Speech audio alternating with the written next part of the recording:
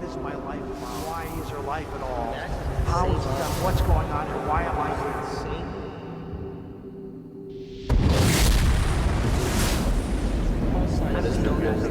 Where do we come from? Look at quantum physics. An immense quantum mechanical iceberg of possibility. Quantum mechanics allows supreme mind. The brain is capable of millions of neural nets. Biochemical An emotional response. The brain does not know the difference between what it sees in its environment and what it remembers. We are running the holodeck. Whatever way we observe the world around us,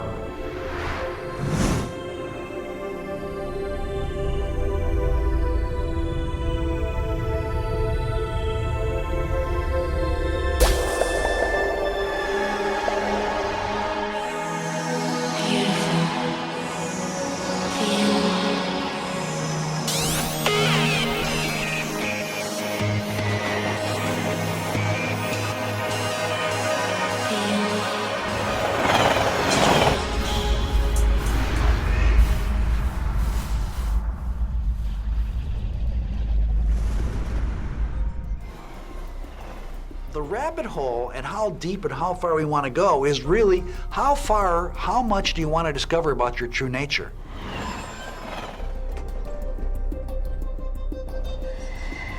Anybody who spends too much time trying to explain it is likely to get lost forever down the rabbit hole of mysteriousness. What becomes real?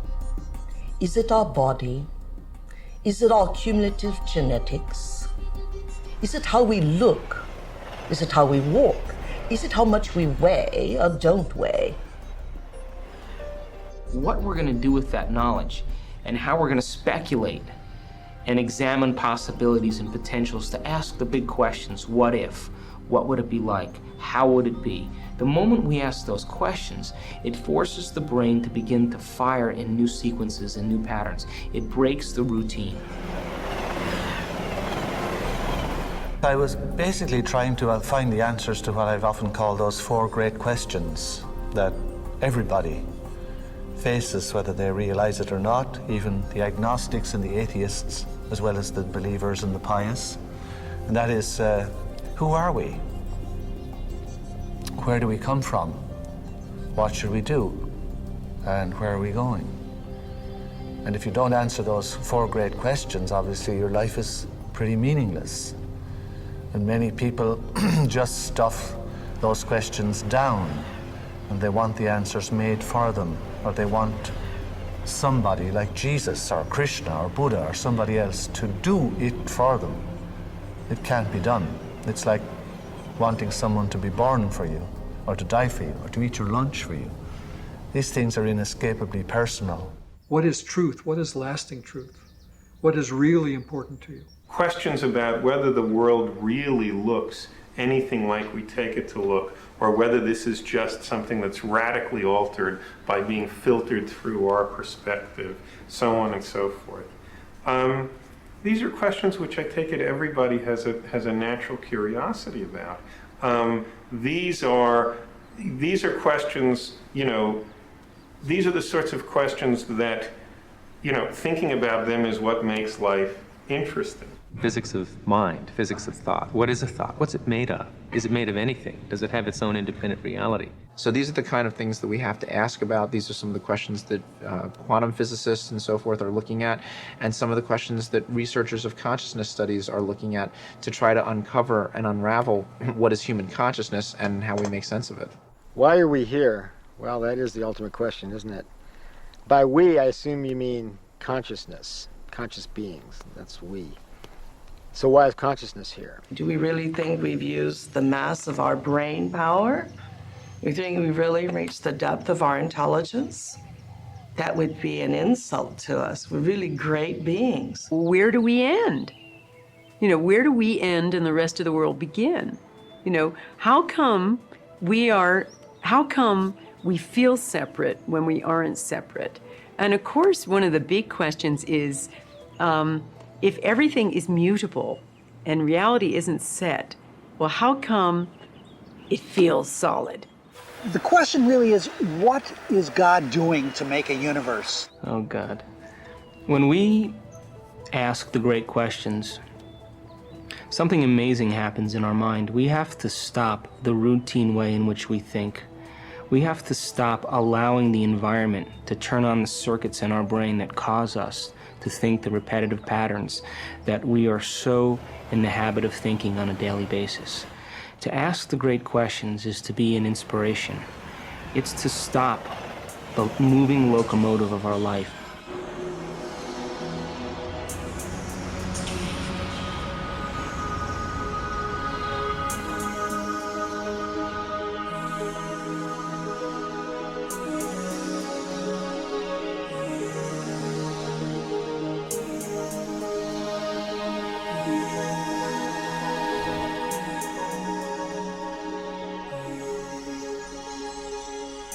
Are all realities existing simultaneously?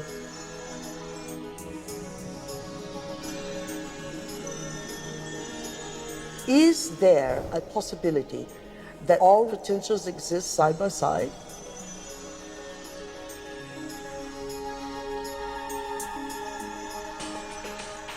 Have you ever seen yourself through the eyes of someone else that you have become?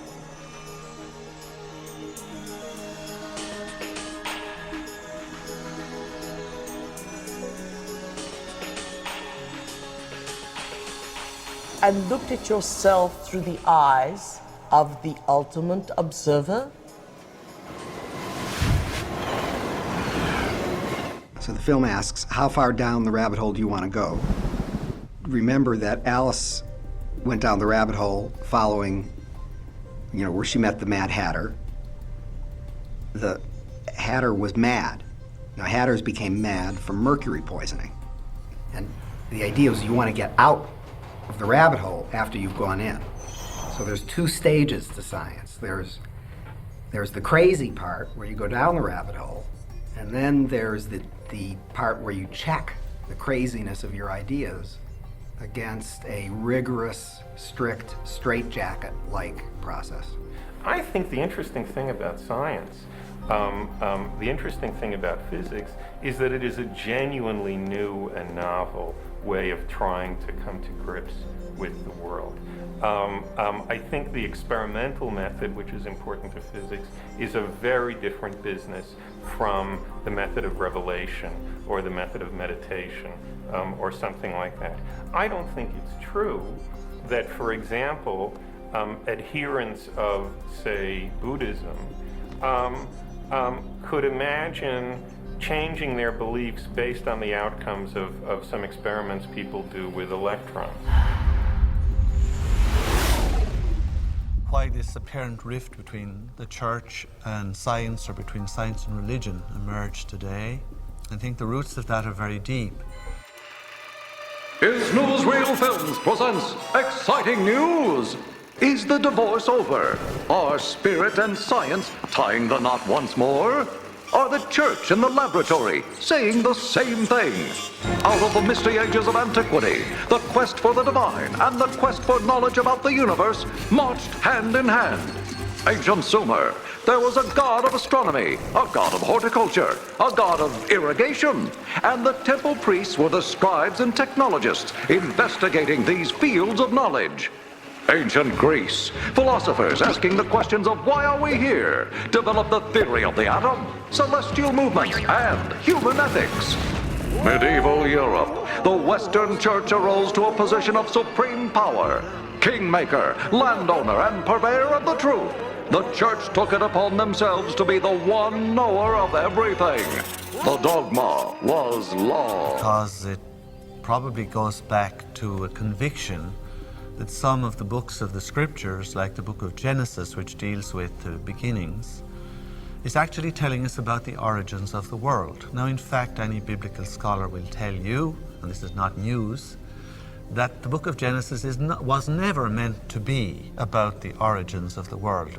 But many churchmen believed that in the book of Genesis you had actual sort of live news, like CNN, about the beginnings of creation. And therefore you had many people down through the ages, like the famous Archbishop James Ussher in Ireland in 1650, who calculated all the ages of the patriarchs back along and worked out to his own satisfaction that the creation of the world occurred in the year 4004 BC on the 17th of September at 9 o'clock in the morning. Yet science had moved forward and now challenged the dogma that the Earth was the center of the universe. Copernicus, Bruno, and Galileo all felt the heavy hand of the Church. The tragedy. Unable to suppress science anymore, the Church and science divided up knowledge and human endeavor. Descartes invented dualism. The Church had the unseen, science the seen, and materialism was born. Descartes invented dualism to avoid the problem between the Church and science. A long time ago, we made the decision to separate sort of spirit from science. And that science, and we were in this low gauge symmetry state. Because there, the effects of most humans, of their consciousness, is very small. And so we were able to learn how to do science. But now we've learned, and now we can take on the richer task of learning to do science when consciousness, a significant amount of consciousness, is part of the experiment. An uneasy truce. Scientists were no longer being bound, and they reacted with a vengeance. All the unseen is fantasy, delusion. We are strictly little machines running in a predictable machine universe governed by strict immutable laws. The Church pushed back. Soulless scientists were condemned to hell. Back in the 17th century, we came out of a period of time where we saw the universe as this living, vibrant entity to that of the world as a machine. And with that, scientists came along, such as Descartes and Newton, which solidified that concept because they were describing science and mathematics of a non-living world, of inanimate objects, and did some very beautiful calculations and enhanced our understanding of non-living systems. Descartes really looked at the world as a machine. He was very interested in clocks. The problem is they applied this model of a clock or a wind-up toy soldier to living systems as if we understood the parts, the different components of the system well enough, we would understand how the system works, as in a clock. The key underlying assumptions that most scientists still work under is that we live in a clockwork universe. We live in a mechanistic universe that is conceived of as gears and knobs sort of linking together. That is going to change because we know that that is not true. We know from a physics point of view it's not true. The impact of that change is still somewhat difficult to guess, but one of the areas that I know it's going to make a big impact is in how we understand the nature of human experience. Because human experience in a clockwork world doesn't fit. And that's why in mainstream psychology for many years, the very idea of an internal experience was considered to be laughable.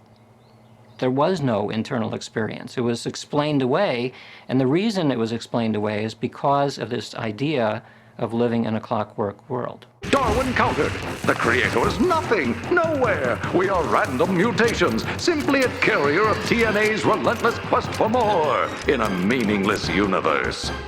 And meanwhile, both science and religion were hitting the wall. If everything was mechanistic and God was the holy creator, then what were we humans supposed to do? Science dug ever deeper into a dead universe and stumbled upon and unlocked a mystery.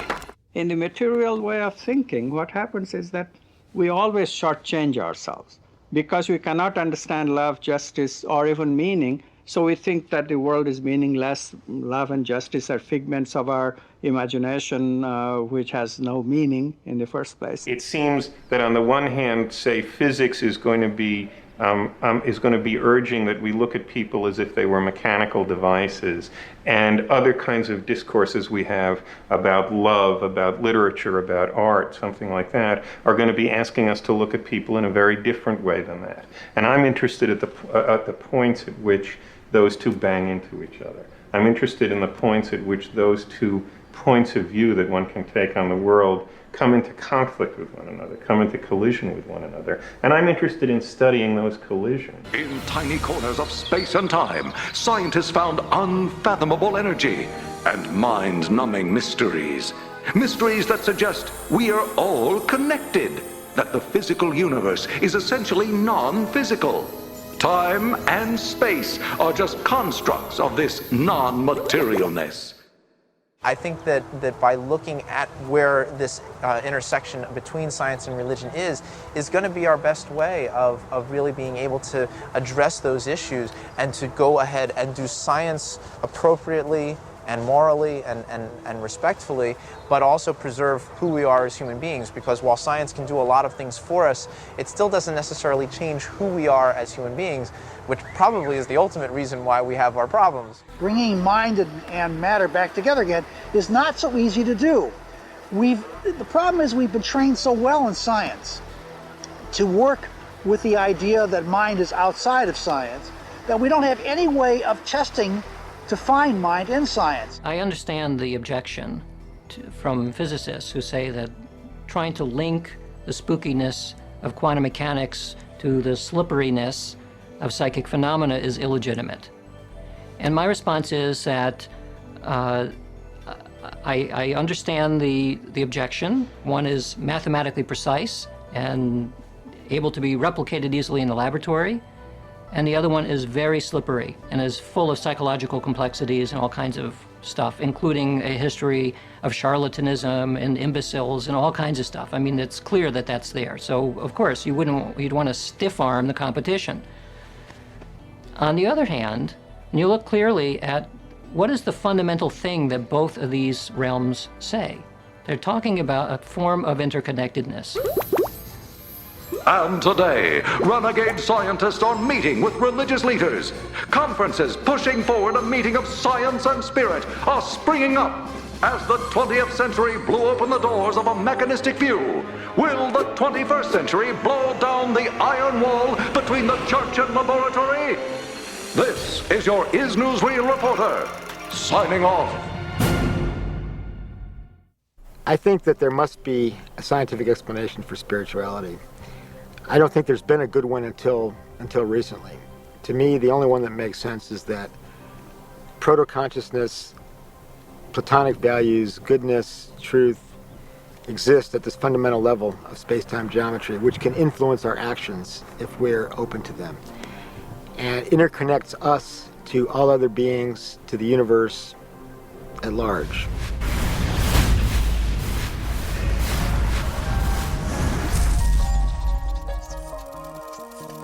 It's time to get wise.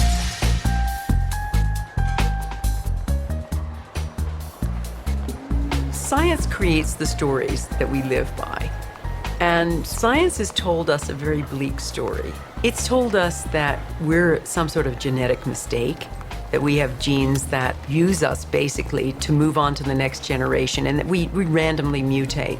It's said that we are outside of our universe, that we're alone, that we're separate, and that we're this sort of lonely mistake on a lonely planet in a lonely universe.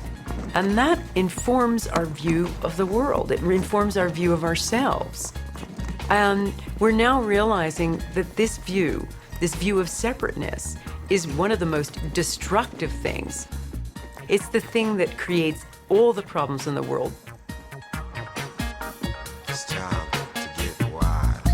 And we're now realizing that that paradigm is wrong, that we aren't separate, we are all one. We're all together. At the very nethermost element of our being, we are connected. And so we're trying to understand and absorb what are the implications of that. What does this really mean to me in my life? We need a new spiritual milieu. We need a new spiritual way of understanding the nature of what it is to be a human being. Because the old ways, the old mythologies, the old monarchy, king, God, versus the old lawful scientist way of doing everything are dead. They need to be buried. We need a new realm, a new vision. And I think quantum physics, if anything, could help us get a step up in the right direction. One of the reasons why, among the wide variety of things that I could have done, that I settled on psychic phenomena is because I convinced myself through my own experiments and through watching the experiments of others that these effects are real. And if they are real, then it means that the large bulk of science has completely sidestepped something of profound interest and probably profound importance. Because anytime science has ignored something or partitioned off this area of the world we're not going to look at, it means that, you know, we're not getting a comprehensive view of reality. Every civilization is a reflection of its knowledge. Civilization is based upon knowledge, the prevailing paradigm. Now you look at the globe today, our rainbow-colored globe, you see arbitrary divisions among nations, among peoples.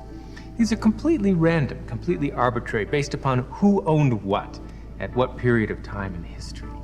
But if somebody in the future looks back upon our globe of today, they're going to say this is a fragmented world based upon a fragmented worldview. There was a quite noticeable shift in the thrust of the teachings of Jesus from, say, the teachings of the Old Testament. For instance, he said, it was said to the men of old, quoting Moses, an eye for an eye and a tooth for a tooth. But I say to you, forgive your enemies. And he always stressed how important the thought was. In the new paradigm, it would be certainly a lot different than it is now.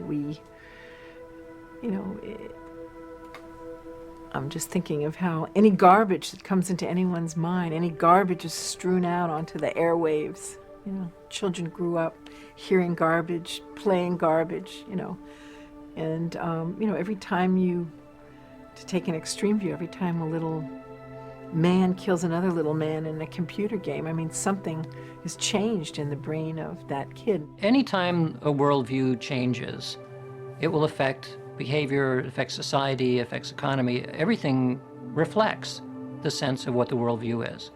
So if we imagine the worldview as a giant machine that's there to be exploited, then that's the way we'll do. That's what'll happen. That's the way we'll operate. That's why business goes crazy sometimes, because the nature of the game is get as much as you can. If that changes, I mean, probably the closest parallel I can think of is the ecology movement. Before an ecology movement, the notion of sustainability, of rare resources, of paying attention to the world as an organism was laughable. And we still see the effects worldwide when people don't pay attention to the fact that we're living in a closed space. There's a limited amount of stuff to use. That makes a big difference. So how will it make a difference if people imagine that the ecology extends into the mind? Well, there might be a kind of a closed space there too. You start making it dirty and putting in a bunch of bad stuff in there, you're going to end up with a bad mind environment. I believe that children are our canaries, and they are like the canaries in the mines that were keeling over to warn the miners that they better get out. I mean, I think some of the things we're seeing with the children today is a sign that the culture is in the wrong paradigm and not appreciating the power of thought.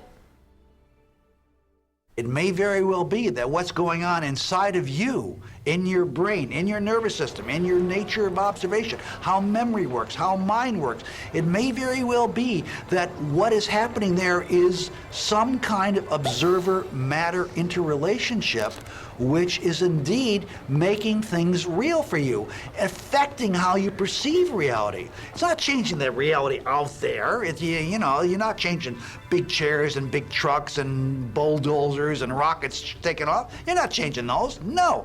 But you're changing how you perceive things and maybe how you think about the things, how you feel about things, how you sense the world. The infinite information that the brain is processing every single second tells us that there's more to the world than we're perceiving. However, every single time we're immersed in an experience with our senses, seeing, smelling, tasting, feeling, as we're immersed centrally in our reality. We know nothing about reality, and all of our sense of so-called reality out there is filtered through our sense organs. The brain processes 400 billion bits of information a second, but we're only aware of 2,000 of those. That means that reality is happening in the brain all the time.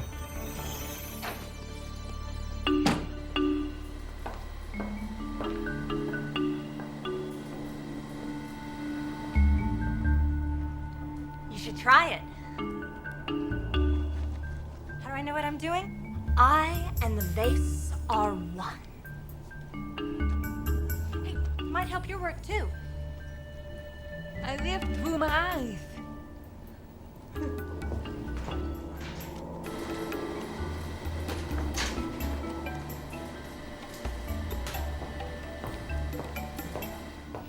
Acting in reality. Not just some nebulous, nothing, touchy-feely world of shifting whatevers. If it's real, I want to see it. Reality, what a concept. What is reality, and is it ever knowable? The easy answer to the question as to whether reality itself is illusory and it's really all fuzzy, and it's all just probabilities. The easy answer to that would be yes. So, if I were hurrying off to a meeting instead of being interviewed, and somebody came up to me and pestered me on the street and asked that question, and I'd say, yes, that's basically right. But it's more complicated than that, because at the moment that you interact with reality, it does then come into absolutely rock-solid existence. It's only fuzzy when you're not interacting with it. When we look at some of the modern scientific views of reality that have tried to get down to the nitty-gritty, we see that at its ultimate level, say in M theory or string theory, that reality is not solid, it's mostly empty space, and whatever solidity it has seems more to resemble a hologram picture rather than material, harsh, solid reality. It's a shimmering reality that seems to be very susceptible to the power of thought. Very powerful mystical experiences are perceived to represent a truer form of reality, a more fundamental level of reality that makes this material world really not mean as much. And some people have described it as an illusion, which I think is sometimes a little strong, but I think the point they're trying to make is that it just doesn't have the realness, the quality of realness that these states have. And the ultimate goal of the mystic then, once they've had that experience, is to kind of keep trying to get back to that experience, because that is, in their eyes, what represents the fundamental level of reality. We have to go beyond our senses to create a new paradigm. Our senses determine everything that exists in our world. But that doesn't necessarily mean that's the end of our world. We have to embrace knowledge that's unconventional, that's in the unseen. And if we can wire it in our brain first, then what has always existed will now be seen by us. That's the paradigm shift. You ever close your eyes when you're making love? The eyes are like the lens, but the tape that's really seeing is the back of the brain. It's called the visual cortex. It's right back here. It's like this camera, and it's tape. The eyes are, in some senses, a camcorder, because they are taking that information and they're storing it, but you're not really able to get it to mean anything until you actually put it all together. So in some senses, it requires the editor's table to really put the whole thing together, to put the movie together of what your life and your world is actually about.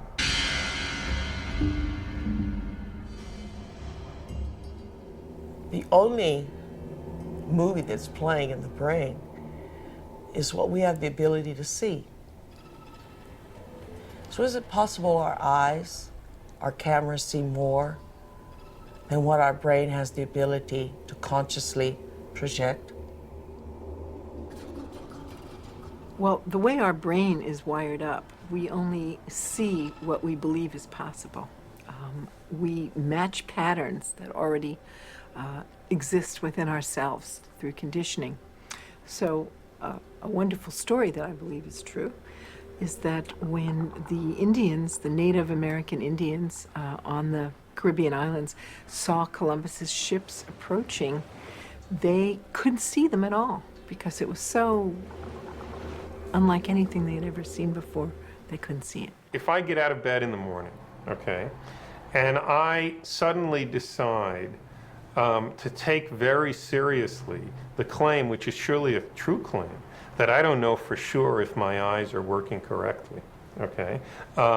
So that for all I know, even though it looks like there's a stable floor by the side of my bed, there might be a cliff or something like that, okay?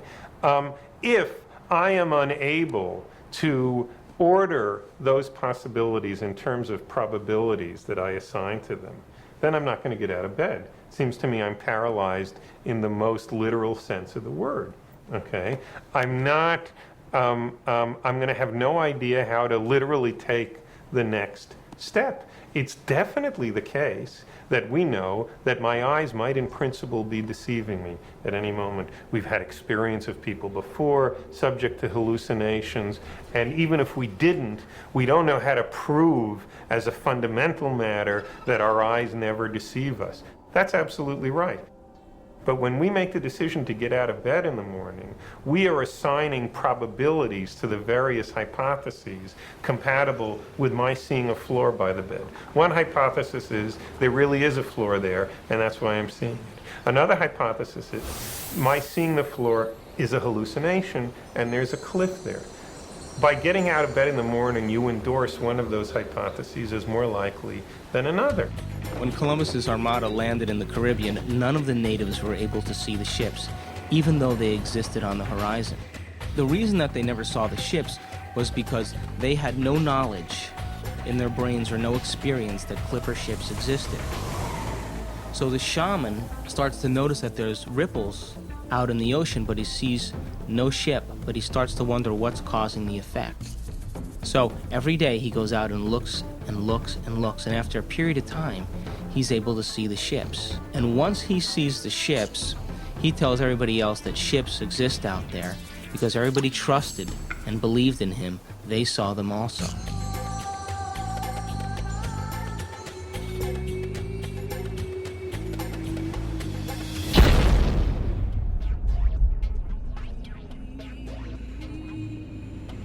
By getting out of bed in the morning, you endorse one of those hypotheses as more likely than another. That's the way we're used to proceeding in our ordinary lives. Why are you doing that? You have all kinds of memories. We always perceive something after reflection in the mirror of memory. If I were to use a little bit of poetic license and say, well, what would happen if we could actually tap into the different parts of the processing steps of the visual, of how we actually develop vision? The information, of course, first strikes our eyes and strikes the retina, but that information that creates certain nerve signals that then connect back to the primary parts of the brain where the images really begin to form. In the very basic, the primary visual cortex, as it's called, what we would see is something a little bit like this, where we're basically just talking about lines, shapes, colors. There's nothing really there that we can actually identify or see or even talk about, and we're certainly not conscious of this level of activity. So this is really just the raw data upon which is coming into the world, but we can't make any sense of that. So in that regard, vision itself doesn't really occur in the eyes. It doesn't even occur necessarily in the primary visual area. But if we start to go up in terms of the processing, when we get to a secondary level of processing, we're beginning to coalesce forms and shapes. We may be somewhat conscious of this state, which is maybe associated with something called blind sight, where people don't have that highest level of processing where we see the vivid world, because consciously they say, I can't see. But if you ask them to guess at what they're looking at or to navigate through a room with objects in it, they can usually do so reasonably well, as if they can see. So what's going on, we don't know for sure, but it seems that there's a disconnection between the secondary and the final level of processing. So we have some degree of awareness, but it's still not really that clear, vivid rendition of reality. And that doesn't happen until we get up to the final stages of our processing, which is in what's called the visual association area. And when we see that, this is where we would see this very vivid picture of what the world is about. We see all the colors, we see everything as if we can perceive it to be very real. And not only do we have this very real perception of it, but again, these association areas, as they're called, because they associate different pieces of information across the brain, connect this picture with memory banks. And if this is a picture of a dog, it makes, we identify it as a dog. We may have an emotional response to it. If we love dogs, then we have a warm, fuzzy feeling, and if we don't like dogs, then we may not like this kind of a picture.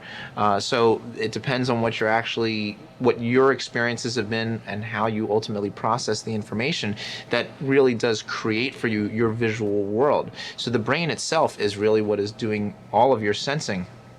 Conversely, the thing that I've always been fascinated about on just a very simplistic level is that when you stub your toe walking, when you bang into something, your toe hurts, but it's really hurting in your brain, and it's your brain that actually perceives the hurt, but you feel it all the way down in your toe. It's the experiment with the upside-down glasses. This man Slater built these glasses made of prisms and lenses so that you saw things upside down. And he had a group of people wear these glasses, and he asked them to sustain wearing them. It was very uncomfortable for them because they saw people sort of walking upside down. But if they kept the glasses on, then after 2 to 3 weeks, depending upon the individual, then with the glasses on, flip, they saw everything right side up. And if they took the glasses off at that point, flip, they'd see things upside down. So what happens, the way I interpret that, is that the mindset was so strong that people walk right side up, that with the glasses on, that mindset created a force to cause the neural dendrites to grow in such a way as to create an inversion mirror in the brain. And then once that hardwired structure was built and you take the glasses off, now it has to dissolve that structure in order to see things the way you expect to see them. That's called neural learning now. We do it all the time. And I think that's the way it goes. The dilemma is people don't manifest a lot of these things because their mindset, the mindset of our world, says that we can't do those things. Those things aren't real.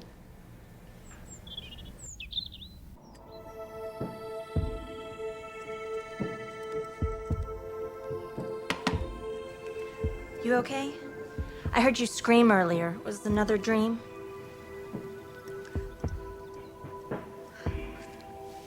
You were an Indian, watching Columbus's ship materialize out of thin air. Wow. And this medicine man kept hitting you. Cool. Hey, maybe it was a past life, or a parallel reality, or a future life. Got weird. Or maybe that dream was trying to tell you the truth. I guess it just depends on what you think is real. Maybe you should try different anxiety pills. My pills are fine, okay? Thank you. Oh. I have to go get dressed. I hope you feel better, Amanda.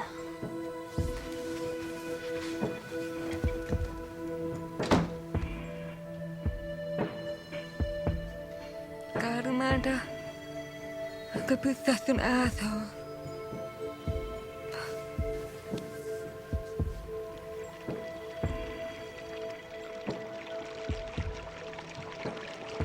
People ask me, why does quantum mechanics matter, given that it's little tiny stuff and who cares? There are 3 possible answers. From a practical point of view, it doesn't make any difference at all. I mean, you still have to go to work and drive your car and do all the rest of it.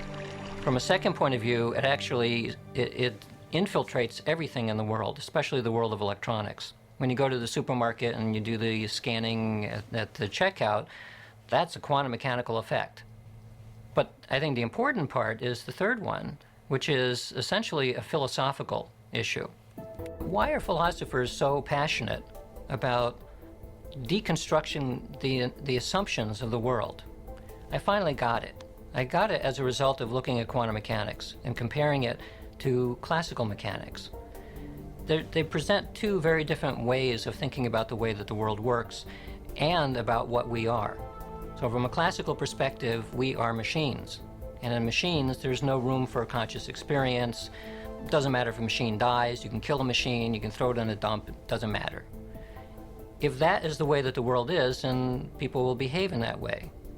But there's another way of thinking about the world which is suggested, it's pointed to by quantum mechanics, which suggested that the world is not this clockwork thing, but it's more like an organism. It's a highly interconnected organismic thing of some type, which extends through space and time. In that kind of environment, what I think and the way that I behave has a much greater impact, not only on myself, but on the rest of the world, than it would if it was a classical world. So from a very basic point of view having to do with morals and ethics, what I think affects the world. That's, I mean, in a sense, that's really the key for why a worldview change is important. Let's talk about the subatomic world, and then we'll talk about what it's telling us about reality. The first thing I want to tell you about the subatomic world is it's totally a fantasy created by mad physicists trying to figure out what the heck is going on when they do these little experiments. By little experiments, I mean big energy in little spaces and little pieces of time. It gets pretty nutty at that realm of things, and so subatomic physics was invented to try to figure that all out.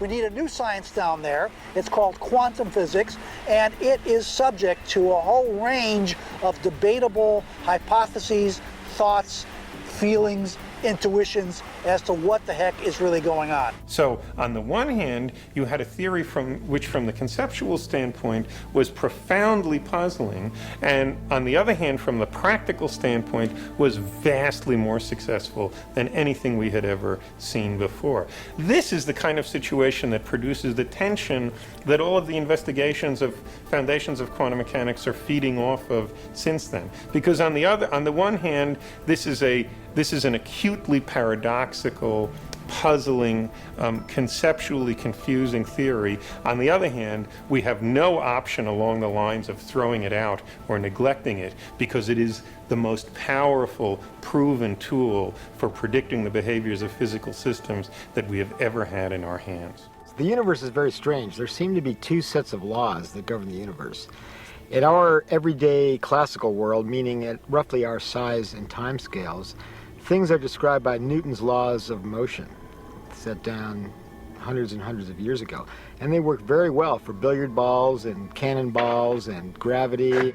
However, when we get down to a small scale, when we get down to, say, the level of atoms, a different set of laws take over. These are the quantum laws, quantum theory, quantum mechanics. And at that level, particles may be in multiple places at the same time.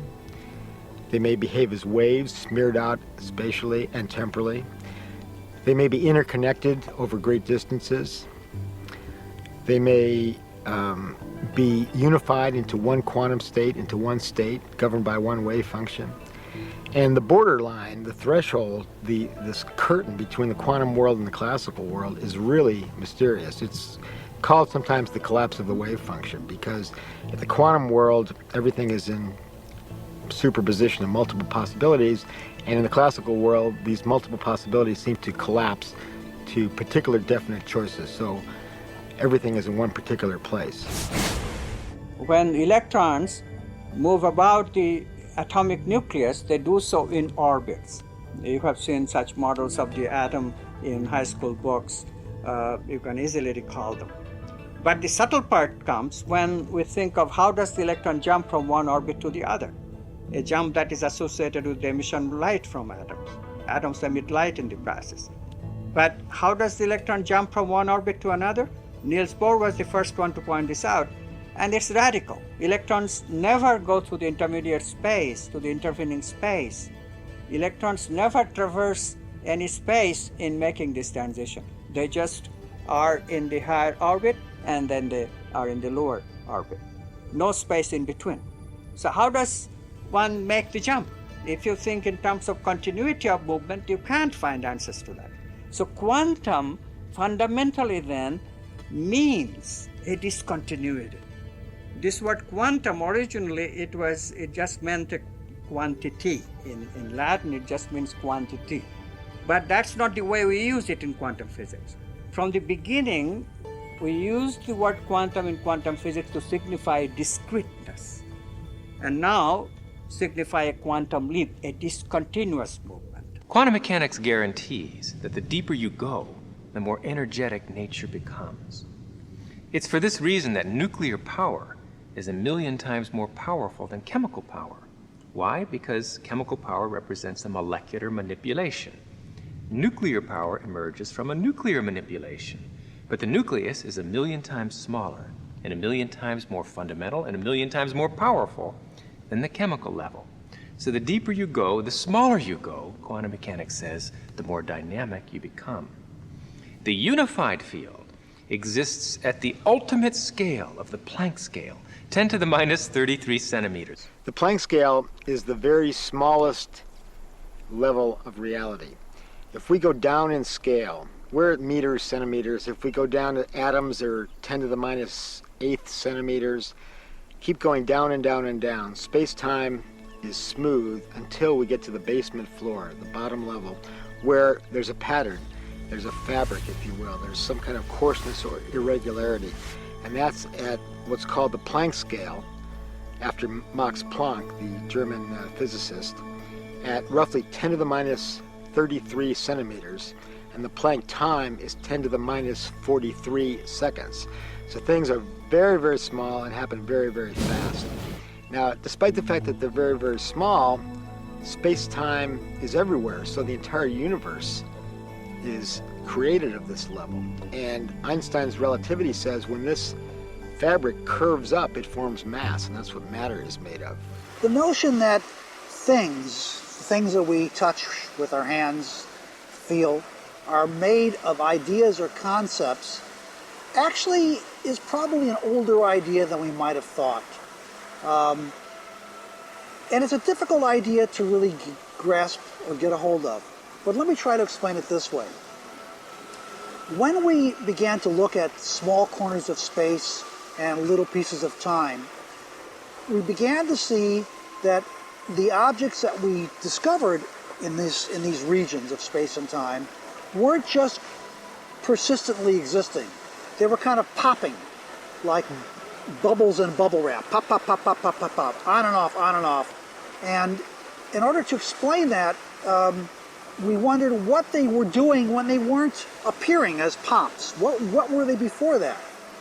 Then we did more refined experiments, and we found that we could take objects and let them interact and fly apart, and then measure something about one of the objects, and we'd find that the other object would also change at the same time that the first object was even looked at. In other words, if something popped over here, instantly the other one would pop, whereas if we hadn't popped this one would just pop randomly. So how could pop 1 be connected to pop 2 when they weren't separated? So this gradually led into some notions that there was an invisible connection between everything. Physicists give this a name. They call it entanglement. Or we now speak of it in terms of a state or an invisible state. We call it a state vector or a quantum wave function because it seems wavy.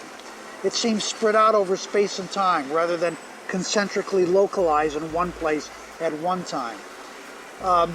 However, this wave function isn't just a wave of matter like an ocean wave or a sound wave or any kind of wave of matter. It's a wave of possibility. It's a kind of thought wave.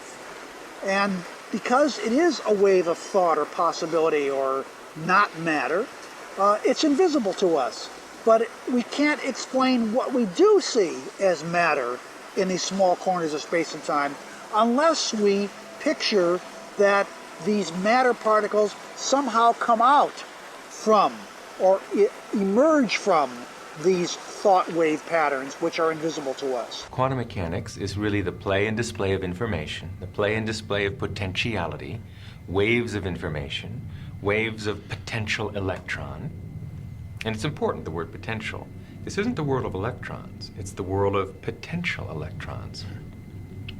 But when you have to ask the question, waves of what, really? What is the field that is waving? Is it the ocean? No, it's a universal ocean, an ocean of pure potentiality. an ocean of abstract potential existence. We call it the unified field, or superstring field. And that's what we're made of. Connectivity among all things is a basic constituent of the fabric of reality. It's very difficult to wrap your mind around that. But Erwin Schrödinger said, he's one of the founders of quantum mechanics, that entanglement, which is this idea of this connectivity, is not just a property of quantum mechanics, it's the property. It's the property of quantum mechanics that makes it very, very strange. And it doesn't seem to fit in with our ordinary world, our ordinary experience, but in fact, it actually does.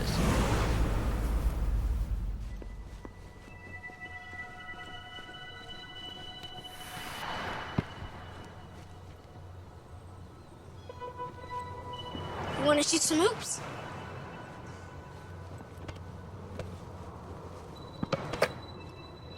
No, you don't have to be like that. Come on and play. Look, he likes you. Don't you have time for a little one-on-one? How long has it been since you played? Come on, you got the ball. Take a shot. No, my lady, not from there. It's out of bounds. Gotta be on the court to be in play.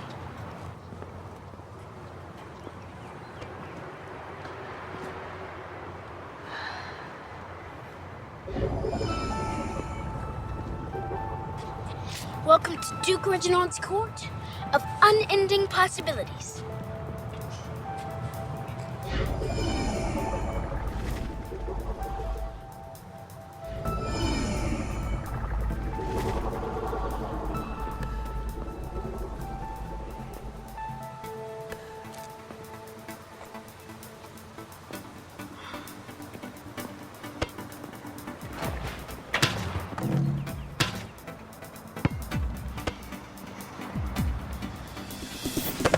Court rules. Gotta sink the last one. That hurt. It never touched you. Right. And it's not solid. This ball is mostly empty. We were all taught in school that the world is made of stuff, of matter, of mass, of atoms. Atoms make up molecules, molecules make up materials, and everything is made of that. But atoms actually are mostly empty.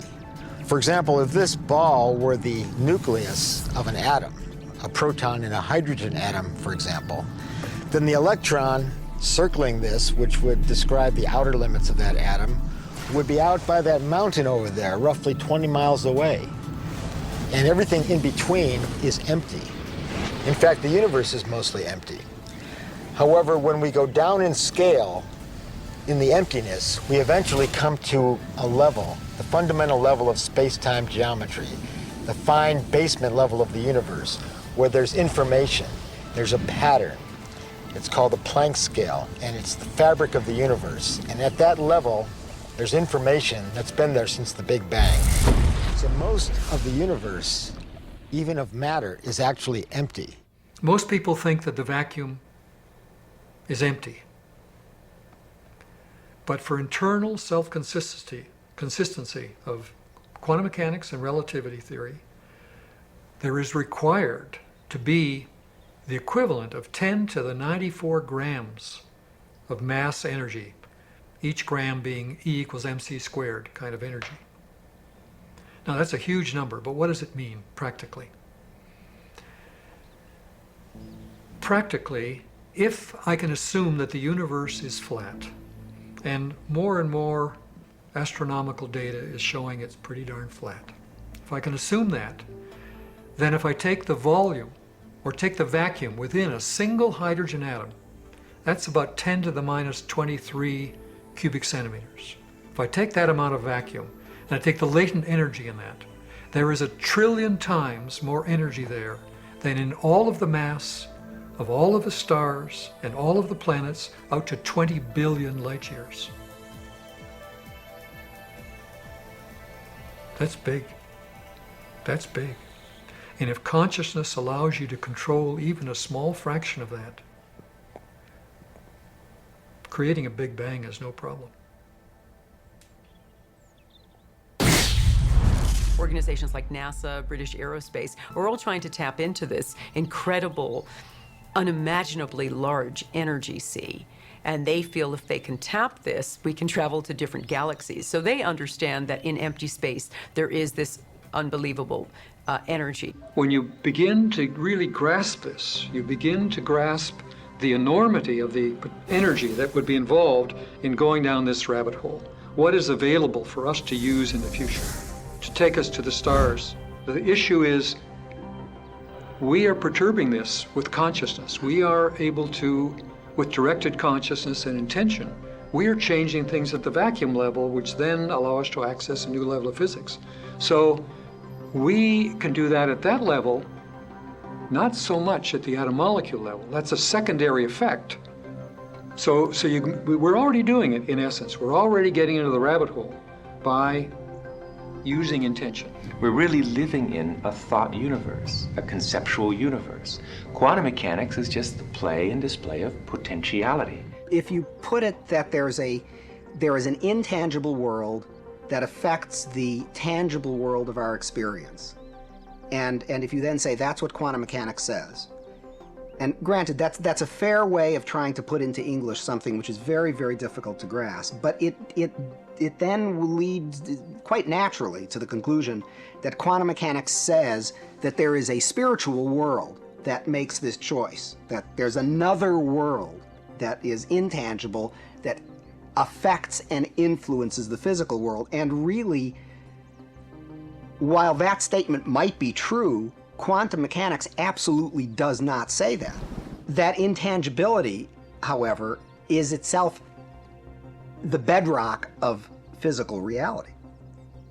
It may be intangible, but it is, and we can't really say what it is or why it's there, but it is in fact the most fundamental feature of matter. So you could say, well, if it's a feature of matter, that's not intangible. Matter is the most tangible of things. So, these are word games. The fact of the matter is that the matter is not what we have long thought it to be. To the scientist, matter has always been thought of as sort of the ultimate in that which is static and predictable. And the more you understand the material aspect of something, the more perfectly predictable it is. What quantum mechanics illustrates is that that is simply not true. The major basic idea that quantum physics implies, which makes us understand this or even think about this new paradigm, the thing which is that there's this underground, there's got to be a realm of existence which cannot be ever touched on or seen, which bubbles into the existence giving rise to our understanding of the world.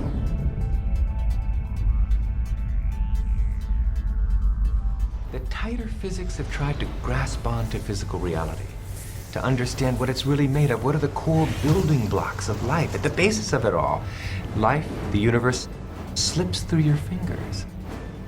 And you come up with something that's increasingly abstract to come to the realm of pure abstraction. And that's what the unified field is. It's pure abstract potential, pure abstract being, pure abstract self-aware consciousness, which rises in waves of vibration to give rise to the particles, the people, everything we see in the vast universe.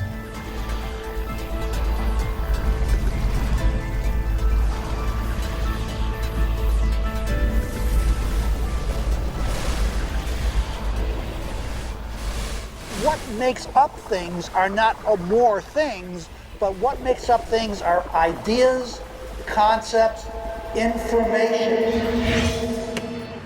And like I said, it never touches.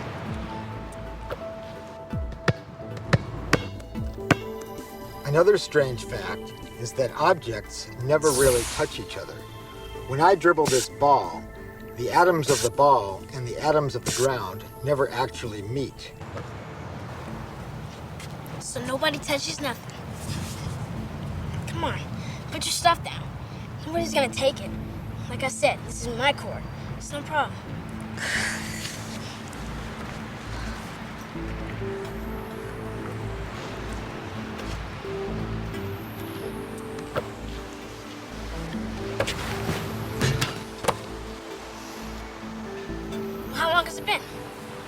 I relate. The first inkling in physics that we got that time ain't what it seemed to be came with relativity. That was the first inkling that time was not absolute, it was not the absolute ruler of the universe, that God Almighty did not say 1 second, 1 second, 1 second, 1 second, 1 meter, 1 meter, 1 meter. You're in a gravitational field. Your head is actually moving at a slightly faster rate than your feet. The second law of thermodynamics says that things unwind and move forward, so that gives an arrow of time. But at the quantum world, in the micro world, the second law of thermodynamics doesn't seem to hold, and things can go backwards or be timeless. The fundamental equations of motion that we have, both in classical mechanics and in quantum mechanics, have this property called time reversal symmetry. Okay? That is, there's a certain way in which they don't distinguish between the past and the future. Or to put it slightly differently, these equations entail that for any process that's possible, the same process happening backwards is possible. Now, when I say happening backwards, I don't mean going backwards in time. I mean, as time goes forward, the reverse sequence of things happens. Okay. The world isn't like that. There are all sorts of what people refer to as time asymmetries in the world. And people usually chop these asymmetries up into 3 different levels.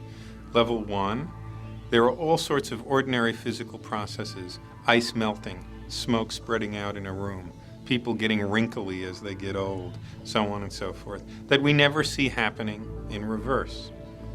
2, we have a very different kind of epistemic access to the past than we do to the future. That is, the ease with which we can know things about the past and the way in which we come to know things about the past and the detail with which we can know things about the past is utterly different than the ease and the access and the detail that we have to the future. 3, an asymmetry of influence. We have a very deep conviction that by acting now, we can affect the future, but not the past. Given the complete time symmetry of the fundamental equations of motion, all of these 3 asymmetries are extremely mysterious. And moreover, they're asymmetries that play an incredibly fundamental role in every second of our lives. That's been a puzzle hanging over physics for a long time. Where does this asymmetry come from, if not the equations of motion?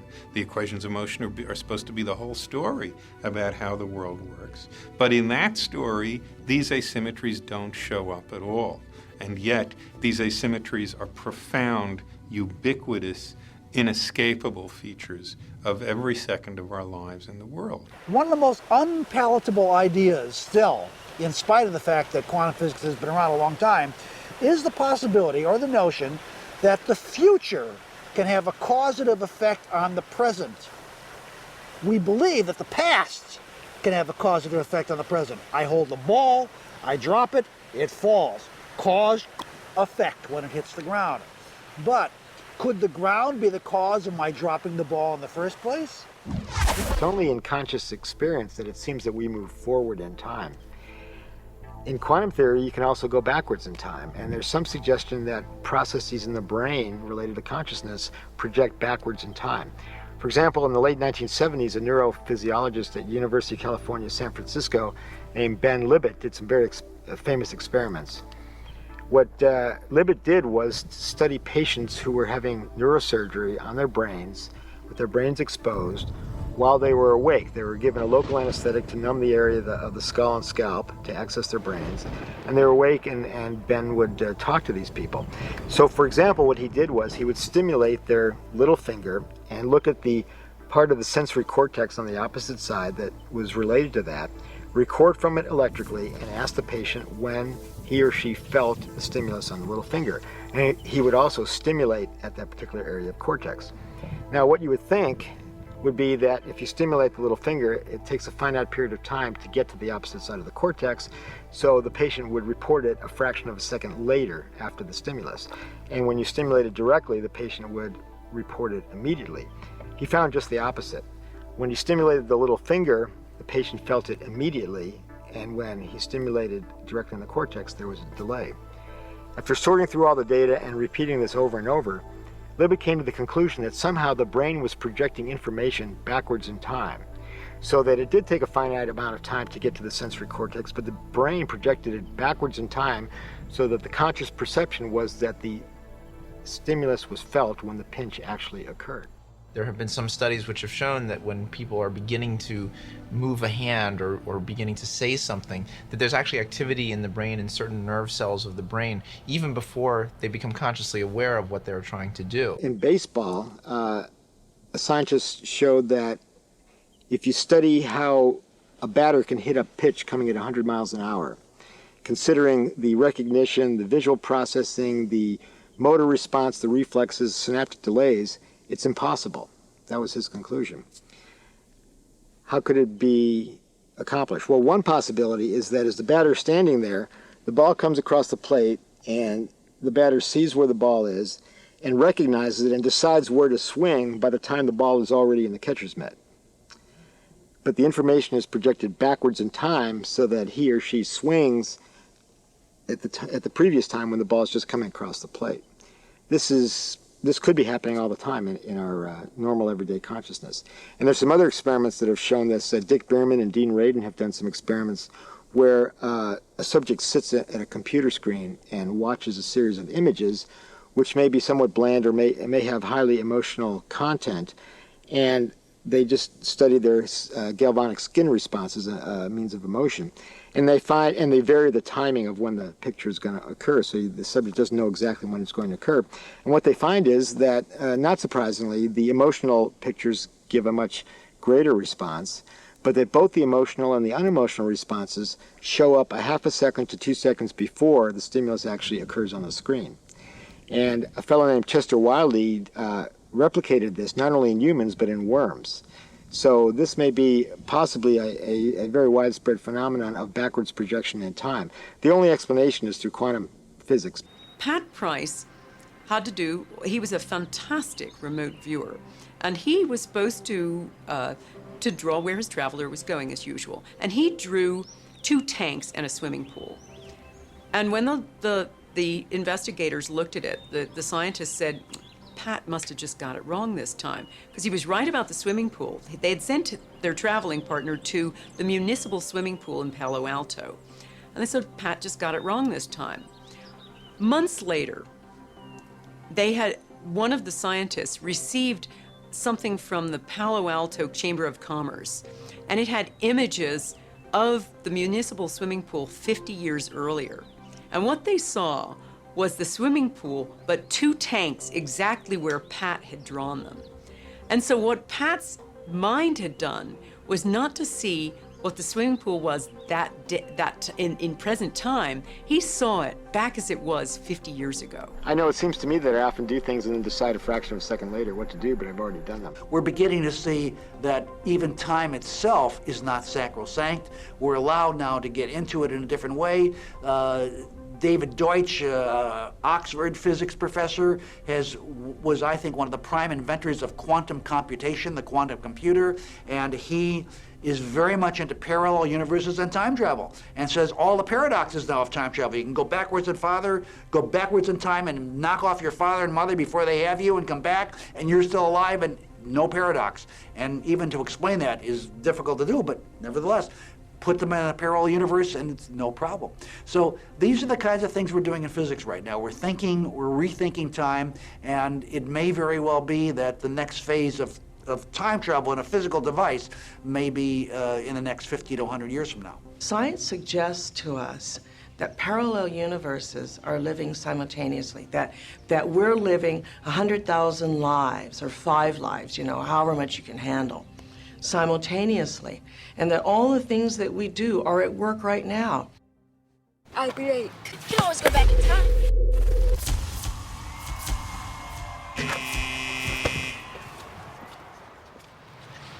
What's the matter?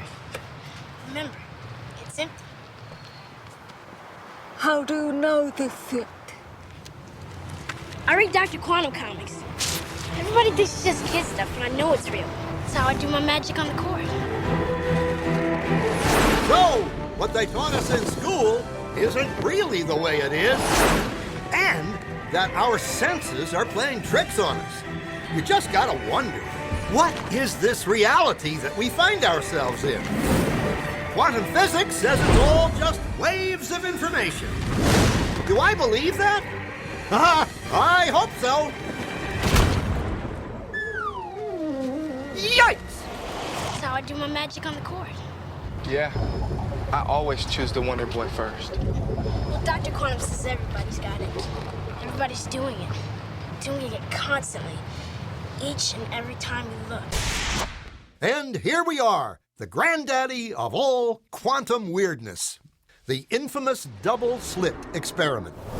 The first people who did these experiments, and these experiments of, experiments, crude experiments of this kind, were first performed almost 50 years ago, or more, 60 years ago.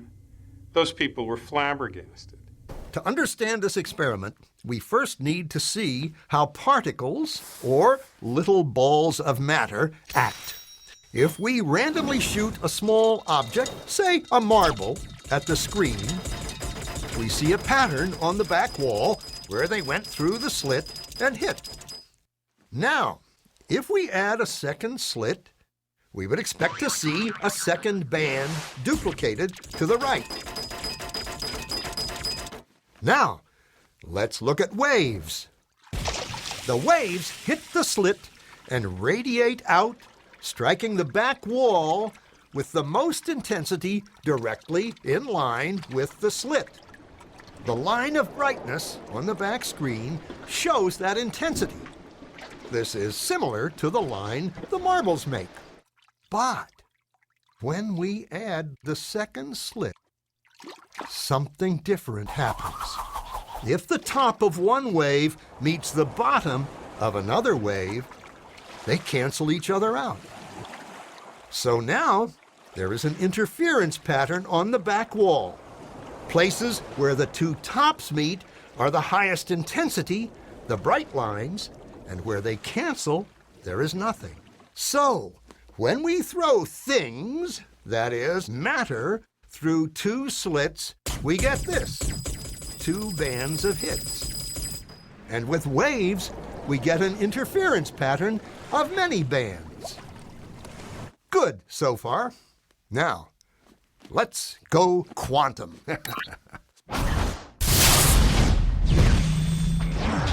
This is just to break down your prejudice that says a particle is a particle. Now you got to understand it's a particle and a wave.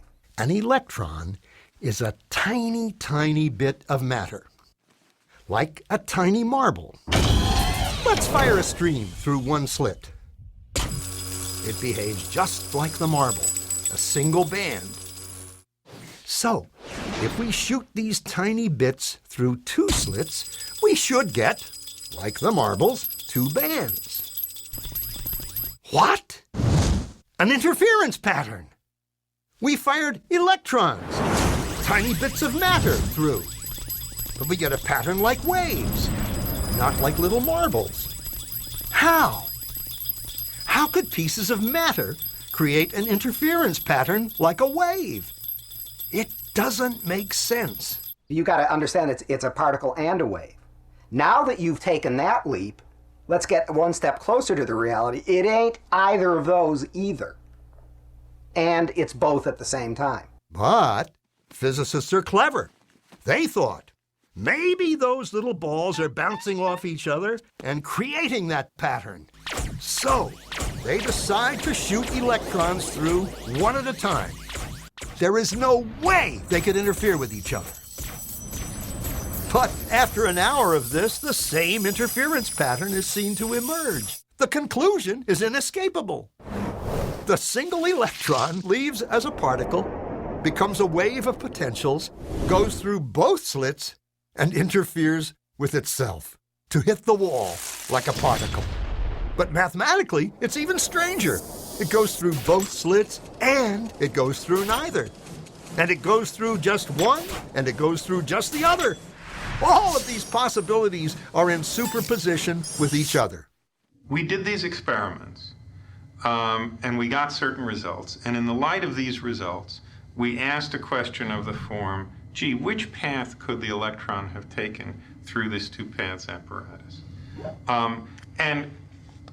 And if there are two options like that, it's just a matter of standard classical logic, there are four logical possibilities. A, B, both, neither, okay? We went through those possibilities one by one and designed an experiment in each case to test that possibility. And the answer in each of the four cases was negative, okay? It doesn't go through root A. How do we know that? Because when we put in a total of nothing box in root A, it has an effect on this particle. But total of nothing boxes don't have any effect on particles that pass through them. It doesn't go through root B for the same reason. It doesn't go through both roots because if we stop the experiment in the middle, we always find it either on one root or the other, but not both. And it doesn't take neither root because if we just block up the two roots and leave everything else open, nothing gets through. So we can systematically, piece by piece, eliminate all of the four logical possibilities, okay, given the assumption that it makes sense to ask the question, which route did it take? That's how we're forced into a position, gee, the only thing left to do here, it's analogous to, think about the case of inquiring into the marital status of the number 5. Somebody says, gee, is the number 5 married? You say, no, that's not the right thing to say. The guy says, I see, number 5 is a bachelor. You say, no, that's not right either. The guy says, well, what else is there? You say, look, the deal about the number 5 is it's not married, it's not a bachelor. That's not a logical contradiction. The trouble here is that the whole question of the marital status of the number 5 is a question that can't sensibly be raised. That's what we're finding out about these particles. We say, did it take root A? We can eliminate it experimentally. Did it take root B? We can eliminate that experimentally. Did it take both? We can eliminate that. Did it take neither? We can eliminate that. All that leaves us with is going this route that we go with the number 5. Oh, I see. Although in this case it's astonishing. With the case of the number 5, it was easy. What this must be telling us is that it somehow fails to make sense even to raise the question in a situation like this. Which route did the particle take? Physicists were completely baffled by this. So they decided to peek and see which slit it actually goes through. They put a measuring device by one slit to see which one it went through and let it fly. But the quantum world is far more mysterious than they could have imagined. When they observed, the electron went back to behaving like a little marble. It produced a pattern of 2 bands, not an interference pattern of many. The very act of measuring or observing which slit it went through meant it only went through one, not both. The electron decided to act differently, as though it was aware it was being watched. So the electron is very peculiar. The electron is very peculiar in the sense that when you are not looking, electron can be here, can be there, or can be over there in the corner of this room. It can be all over this room, so to speak. But whenever we look, this is the strange thing about these electrons. Whenever we look, we always find them to be in one particular Geiger counter, although we may have a room full of Geiger counters. We never hear the Geiger counter sticking all over the room. This is the fundamentally important stuff about the electrons. It was here that physicists stepped forever into the strange never-world of quantum events. What is matter? Marbles or waves? And waves of what? And what does an observer have to do with any of this? The observer collapsed the wave function simply by observing.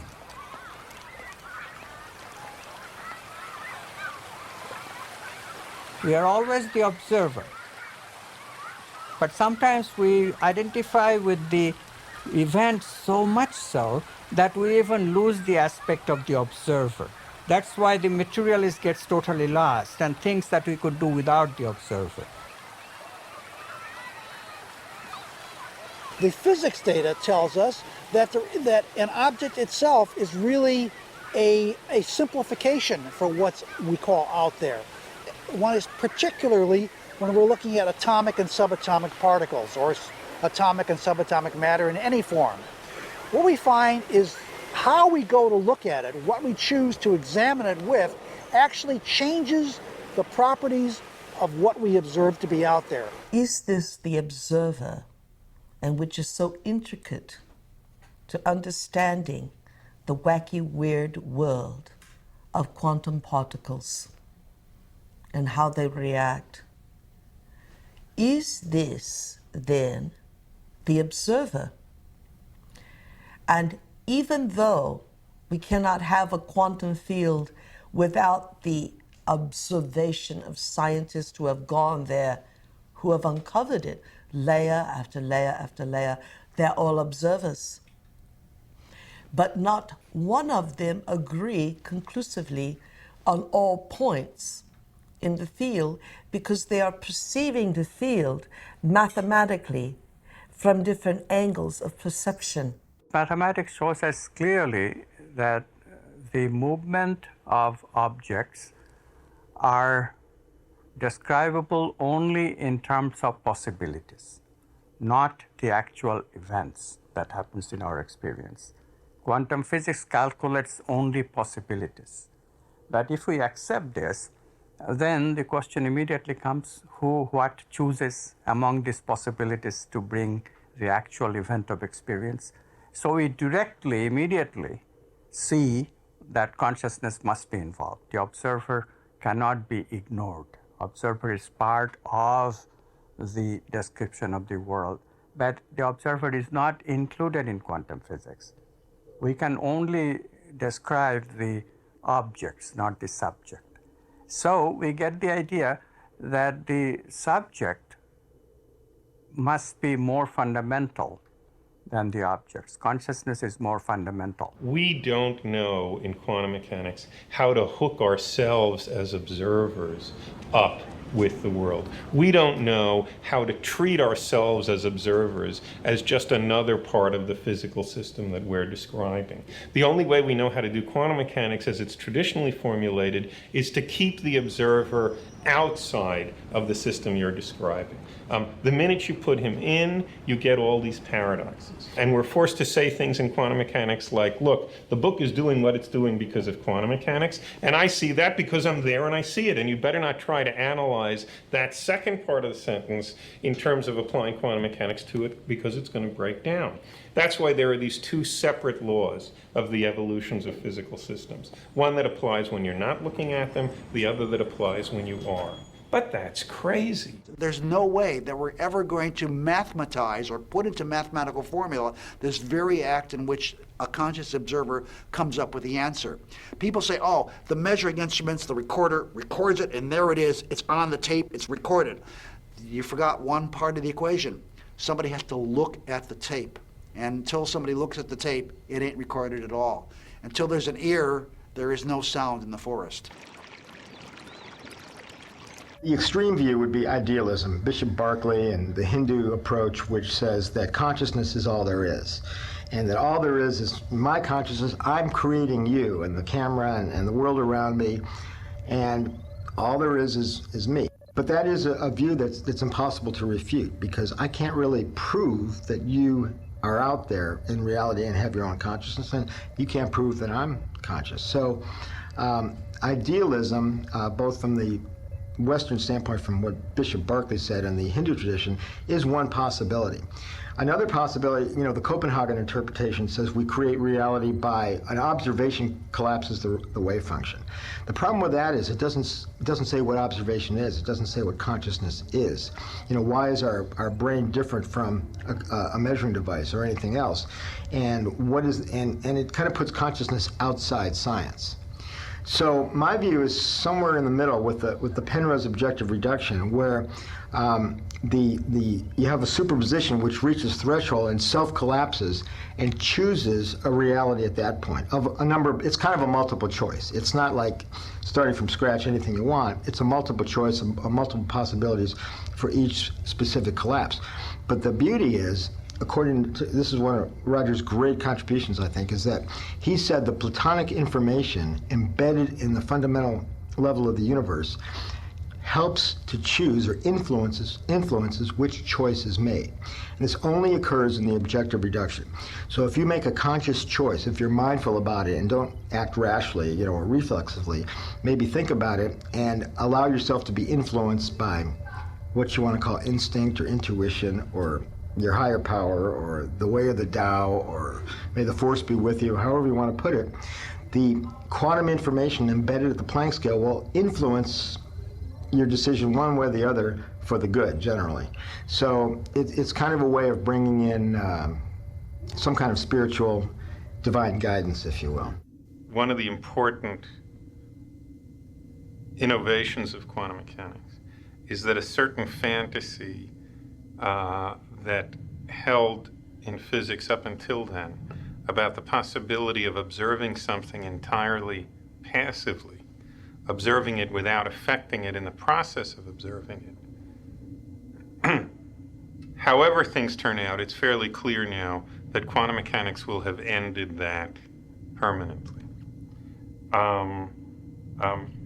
Looking at things involves interacting with them, and it involves interacting with them in a way whose effect can't be minimized, no matter how delicate your technology is. Ultimately, science says we have an influence on the observed. Strict separability, strict objectivity, where we can stand back and observe nature without really entering into nature and even modifying nature.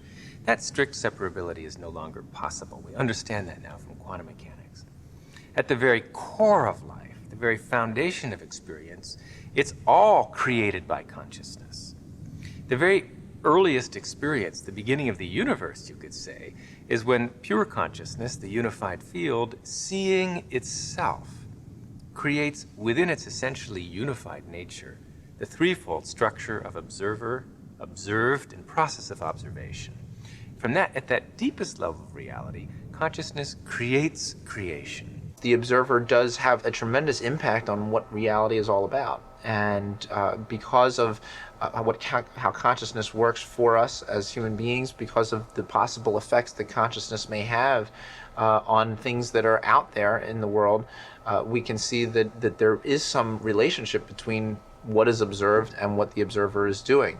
So if in that regard the observer has the ability to affect what is being observed, then yes, there is some way in which the observer can ultimately impact or affect the thing that you are in fact trying to look at. Problem with the observer is it the man who makes the breakthrough in quantum uncertainty, for example, Heisenberg's principle. Did a great thing when he did that, because he realized that there was uncertainty that even he couldn't observe, but only as uncertainty. And that only meant that someone else was guiding them to their own chaotic destiny. When you are not looking, electron can be here, can be there, or can be over there in the corner of this room. But whenever we look, we always find them to be in one Geiger counter. Quantum mechanics is shot through and through with certain key features. Key meaning that they're critical to what quantum effects are. They undergird the entire structure of matter and the physical universe. They are very well describable in mathematical terms, and they obey certain probabilistic laws that can be written down and seem never to be violated, and yet they are completely beyond understanding.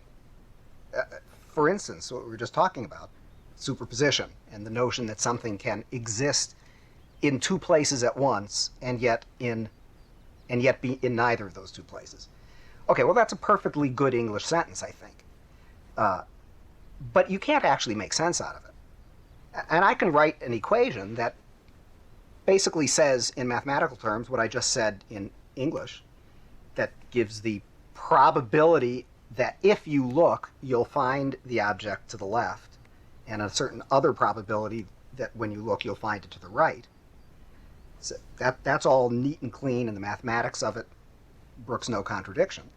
But to say that before you look, the object is in both places and yet neither, and it isn't that when you look, like lifting a shell up in a shell game, and you know either the bead is there or it isn't there.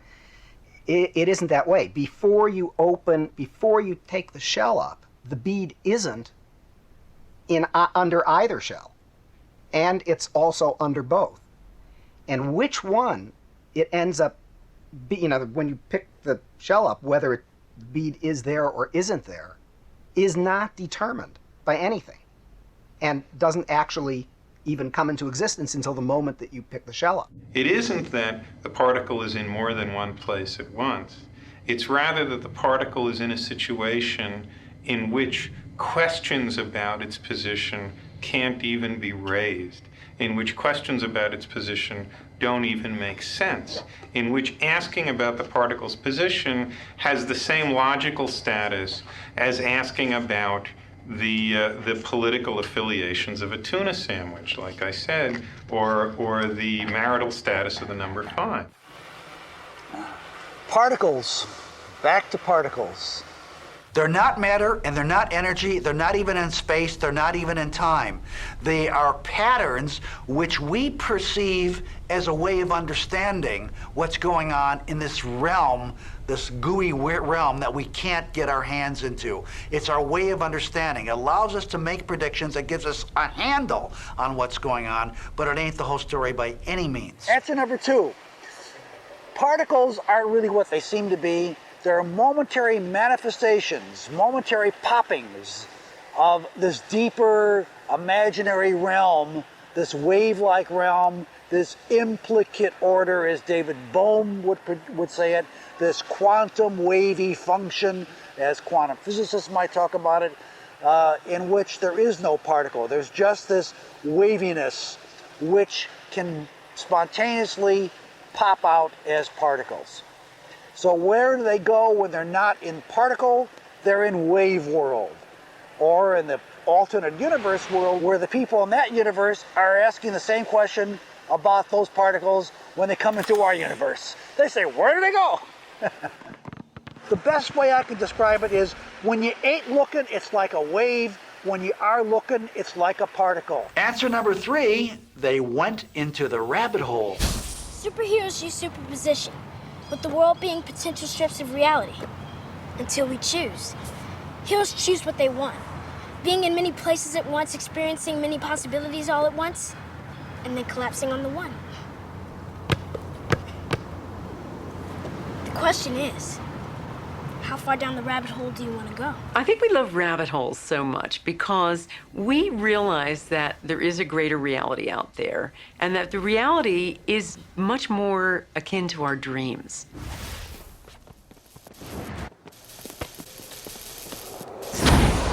Your own mind is creating multiple possibilities in your subconscious.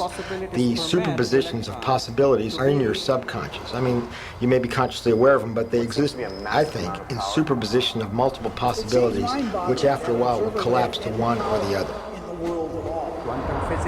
Project or plan into the future or cast a thought ahead of itself. Nice shot.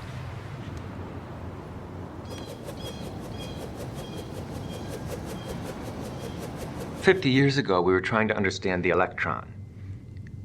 And for God's sakes, the thing turns out to be a wave function. okay? It's a wave. You can't localize it. You try to localize it. It really slips through your fingers. It's impossible to localize. So for a while, we got used to the fact that, okay, there are no particles ultimately. There are just waves. It's called a wave function. When you go deeper into physics and you really try to get a handle on what the wave function is, you localize that wave, and the wave slips through your fingers because the wave actually gets replaced in quantum field theory with something more abstract that doesn't even have a shape. It must be described instead as a simultaneous coexistence of all possible shapes. It's not even a self-respecting wave. It's something more abstract than that. It has slipped through your fingers again. And then when you get beyond quantum field theory to unified field theory, you try to even grasp the nature of that quantum field, which is already abstract, and you end up with something that's pure being, absolutely beyond the intellect to even describe. Pure abstractness, pure potentiality, pure existence. But the great-great-granddaddy of wacky quantum weirdness is entanglement. If time reversal symmetry destroys the notion of time, then entanglement crushes our experience of space. Two objects, two electrons created together, are entangled. Send one to the other side of the universe. Now, do something to one, and the other responds instantly. Instantly. So, either information is traveling infinitely fast, or, in reality, they are still connected. They are entangled. And since everything was entangled at the moment of the Big Bang, that means everything is still touching. Space is just the construct that gives the illusion that there are separate objects. Are we far enough down the rabbit hole yet?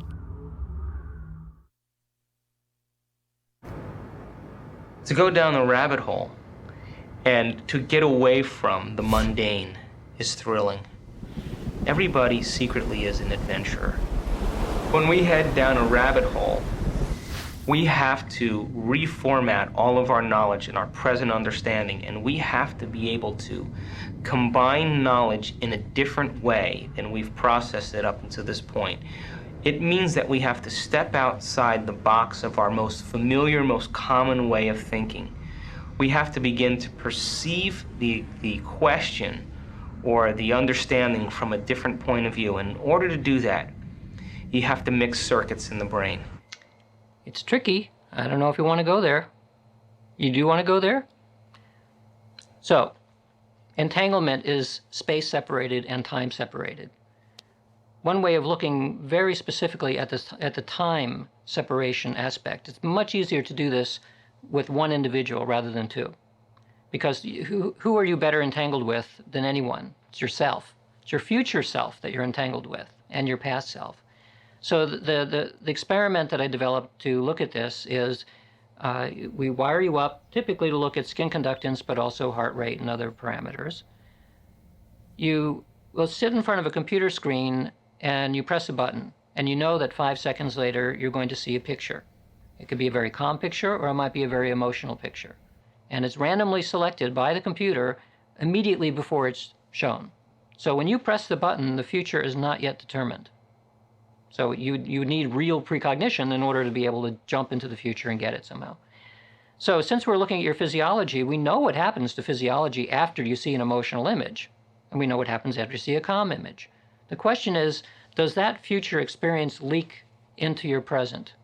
Does it happen before you see the picture?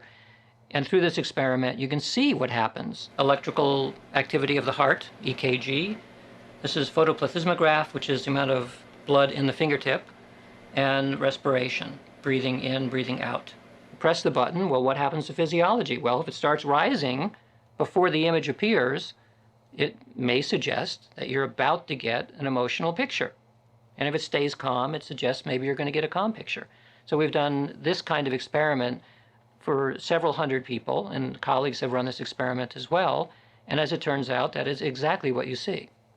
People become aroused before randomly selected pictures in the future that happen to be emotional, and they remain calm before randomly selected pictures that are calm.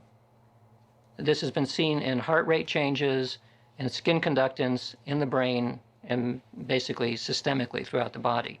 We are entangled with our future selves. Wormholes are topological fluctuations, really channels of communication that connect distant parts of the universe instantaneously. Even time travel is possible. The way I understand a rabbit hole is that it is a portal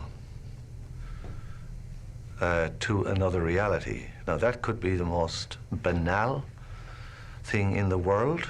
You know, if I just open a door and go through it, portal means very little in that sense. But in the sense we're talking about it here, we're talking about how we access another dimension of reality. You now can see in numerous labs around the United States objects that are large enough to be seen by the naked eye, and they are in two places simultaneously. And you can actually take a photograph of that. Now, I suppose if you showed a photograph, they'd say, oh, great, here's this nice blob of colored light, and I see there's a bit of it over here, and another bit of it. So you got a picture of two dots. What's the big deal? Superposition is pre-detection. What I was speaking about in the film is post-detection. Now, under normal circumstances, a single object, once it has been detected, is in just one position. However, there are states of matter that have been created now in which objects can be in multiple positions simultaneously, not just two, but actually as many as 3,000 positions. The first of these objects were called Bose-Einstein condensates. And they are single wave functions, meaning they are single particles. But even though they're a single wave function, the wave function has multiple positions. And if you say, well, look right in the chamber, you can see it right there. Oh, I see two things there. You say, no, that's not two things. That's one thing. It's the same thing in two places. Tricky point here is that it's still a single wave function. It's not 3,000 separate wave functions. It's one wave function. So it's one particle. I'm not sure that people's jaw would drop about it because I don't think people really believe it. And I don't mean that people say, oh, you're lying, or, oh, the scientists are confused. I think it is so mysterious that you can't even understand how amazing it is. One particle in 3,000 different locations. Now, if you were to weigh one of them, would it weigh 1/3,000th? Well, you can't weigh one of them. Why? Because it's one particle. It's one indivisible particle. But if it's in different locations, can't you put a scale under one? No, it's inseparable. It's not a set. This is the tricky conceptual part that it's not 3,000 separate parts. Even though it looks that way. Right.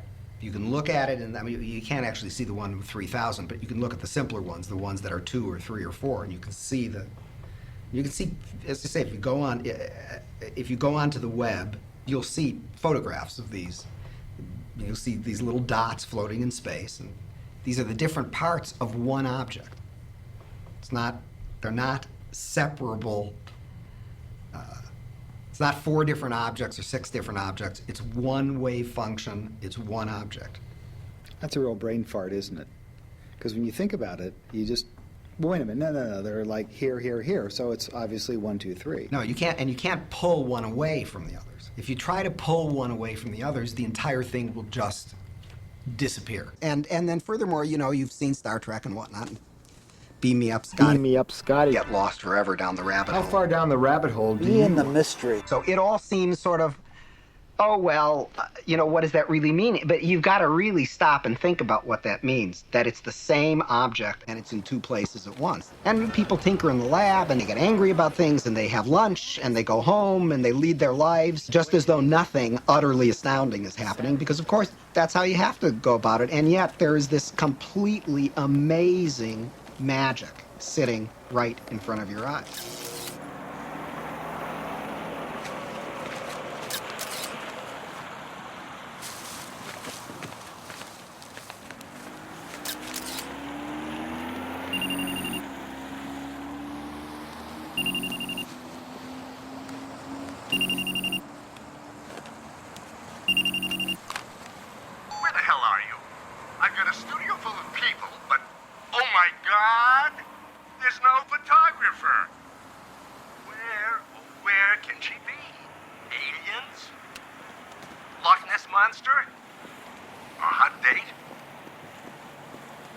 We took two simple black boxes like this.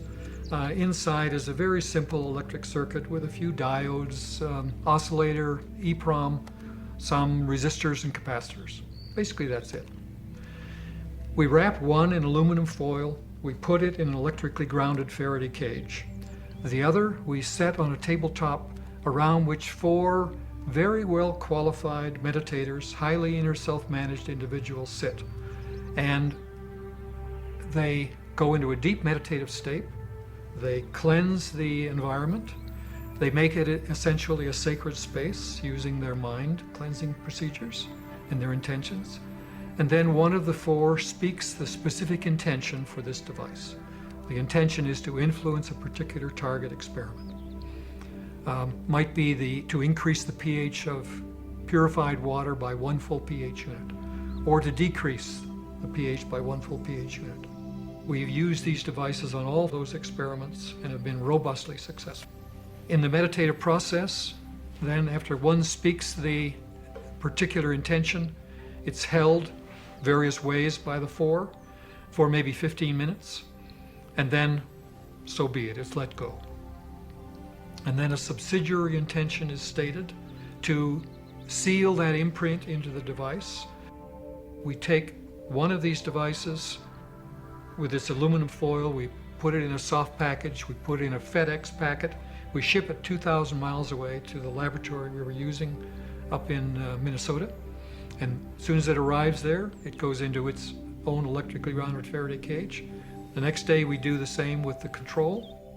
The experiment is running, and basically then one just takes the device out, sets it beside the experiment within 6 inches to a foot, and turns it on for a period of time. That's it. Now, we learned over some period of time that there was another factor. We found that the use of these, we call them intention imprinted electrical devices, the continued use of this somehow conditions the space to some higher level of symmetry. And we start getting new phenomena. That is, the devices work.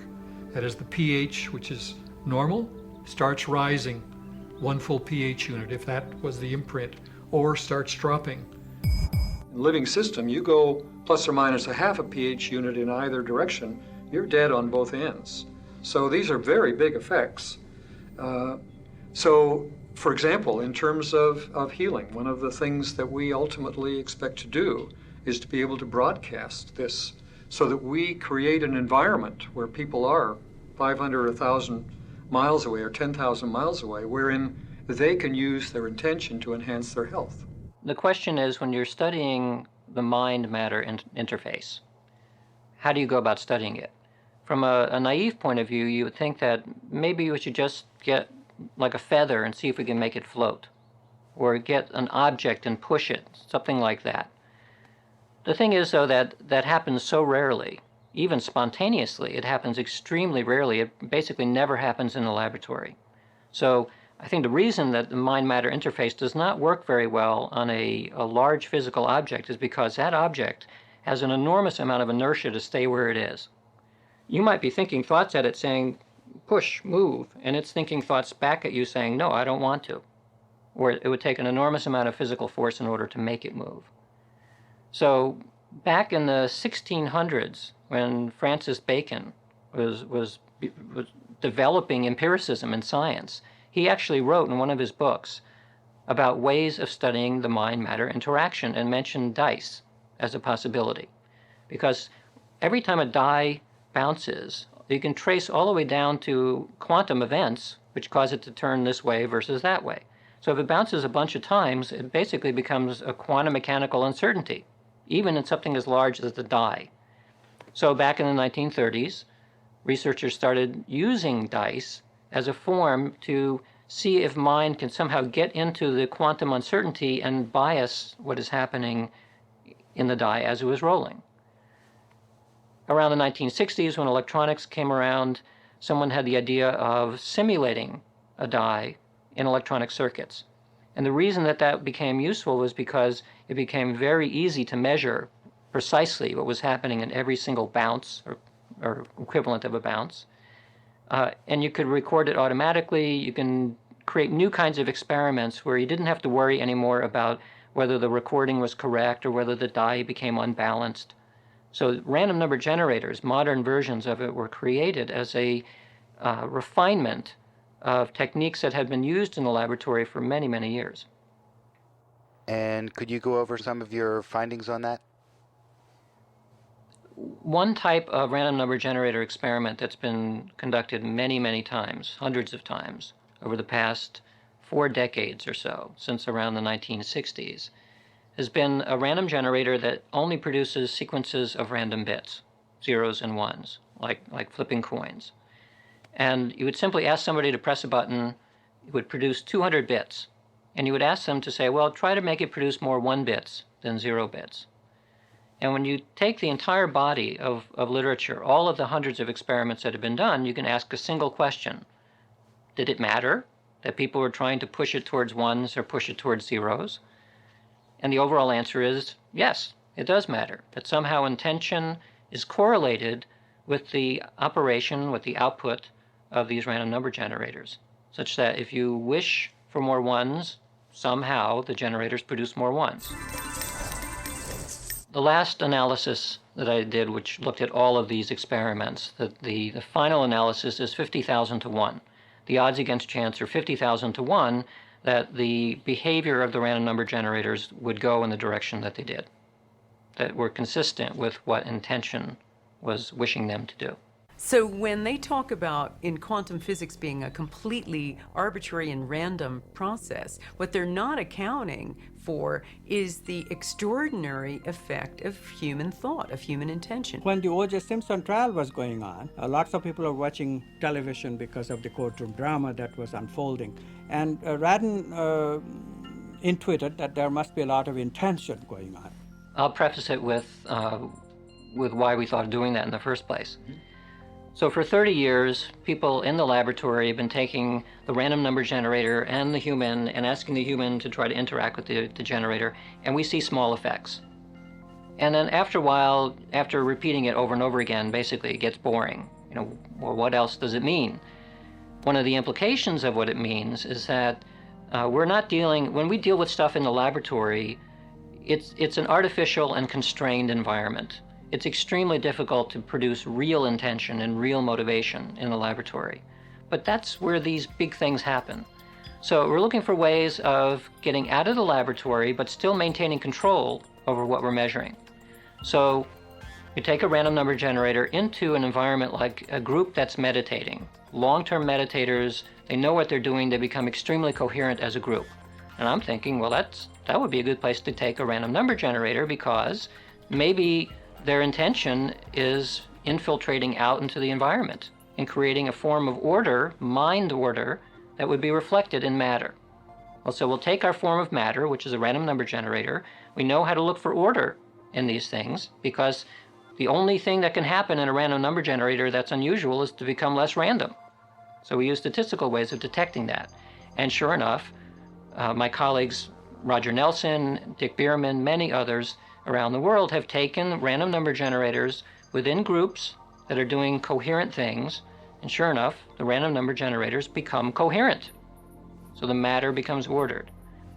And then they started thinking, well, what would happen if we're not dealing with groups of a couple dozen, but with hundreds of millions of people, all of whom had their attention focused suddenly on something. And as it turned out, that about a month from the time I had that thought was going to be the reading of the O.J. Simpson verdict. So this was an unusual point in human history, I think, in that people knew far in advance that within a fraction of a second, either saying the words guilty or not guilty, something of very high interest would occur, which would attract hundreds of millions of people live. So I figured, okay, we have to do this as an experiment then. I had 3 random number generators running in my lab, and I asked a colleague to run a generator in Amsterdam and another in Princeton. We have 5 random number generators going. I figured it's kind of a worldwide effect.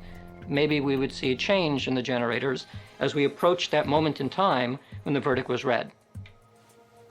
So we ran the generators, afterwards evaluated the results, and sure enough, we saw a spike with odds of 1,000 to 1 actually 2 places. One was when the camera switched from outside the courthouse to inside the chambers. There was like a huge rise of attention, which was reflected in the random generators. And then at the moment that the verdict was read, there was this large spike of coherence in all 5 generators at once. So this was taking an idea that we had seen in the laboratory and scaling it up to the world at large, and it appeared to work. This leads naturally to wonder, are people affecting the world of reality that they see? You betcha they are. Every single one of us affects the reality that we see, even if we try to hide from that and play victim. We all are doing it. Just tell me where you are. Okay, good. But hurry, will you please, because these models are giving me a headache. 10 minutes.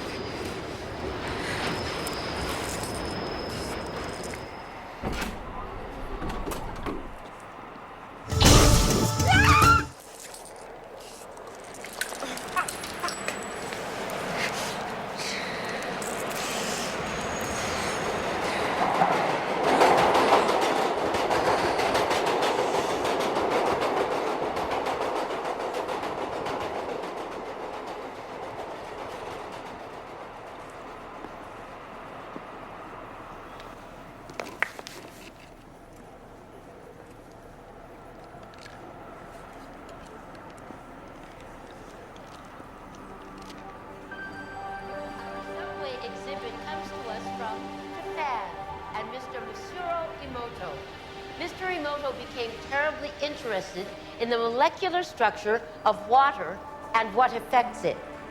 Now, water is the most receptive of the 4 elements. Mr. Emoto thought perhaps it would respond to non-physical events. So he set up a series of studies, applied mental stimuli, and photographed it with a microscope. For one sample of water, we drop about 0.5 cc's onto each 50 petri dishes. Then we take those 50 petri dishes and freeze them in a freezer at minus 25 degrees Celsius for about 3 hours. We take those frozen samples into a refrigerator that is set at minus 5 degrees Celsius, where a microscope with a camera is set up. There we take photographs of each of the 50 water drops individually. We first take photographs of water that we did not put any information in. Then we take the water with information and do the same procedure just described. We take those before and after photographs and compare the differences.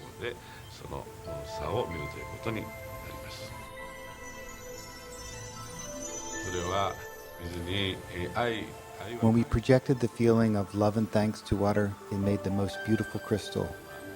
At times like this, I think water is at peace. This first picture is a picture of water from the Fujiwara Dam. And this picture is the same water after receiving a blessing from a Zen Buddhist monk.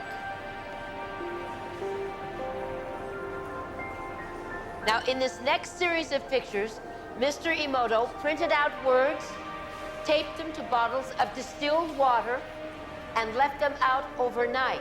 This first photograph is a picture of the pure distilled water, just the essence of itself. These subsequent photographs, as you can see, are each different. This is the chi of love. And we move along here to thank you. And you can see where he taped that to this bottle here. But if you read Japanese, you already knew that. Now, Mr. Emoto speaks of the thought or intent being the driving force in all of this. The science of how that actually affects the molecules is unknown, except to the water molecules, of course. And it's really fascinating when you keep in mind that 90% of our bodies are water.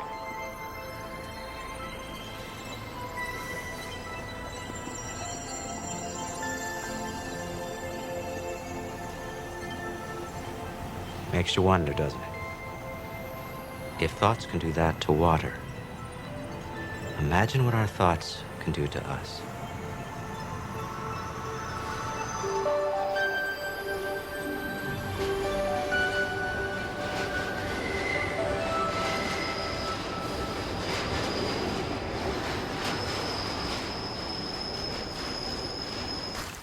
Recently, there was the huge tsunami that happened in the ocean, and you wrote that the prayer for that. That was great. Thank you.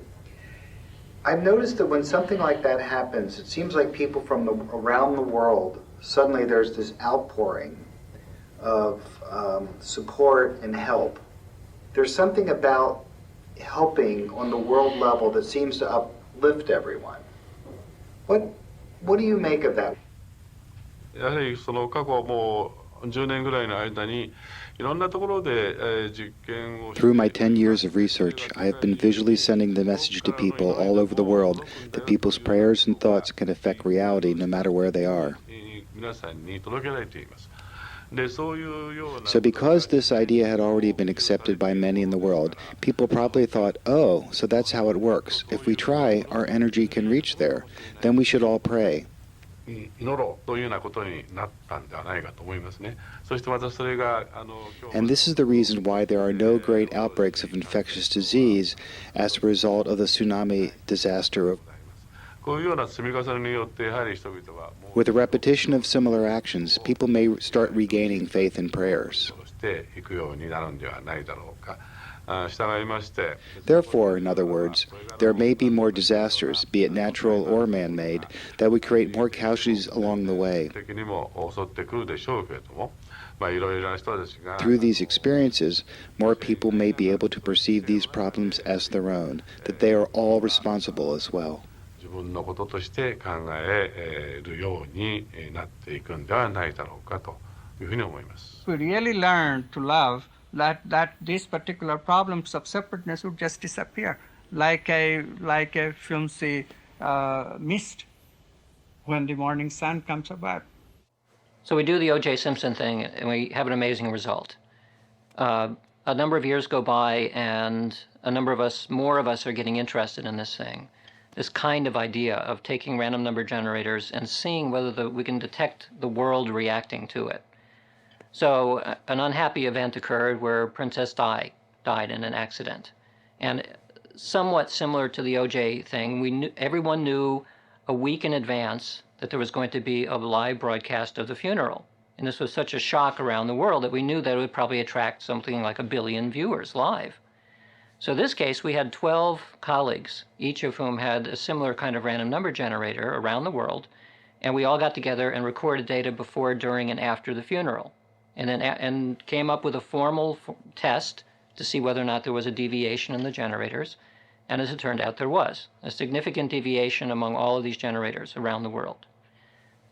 Another year or so goes by, and we start thinking, these one-shot experiments are interesting, but we're going to miss things that happen spontaneously.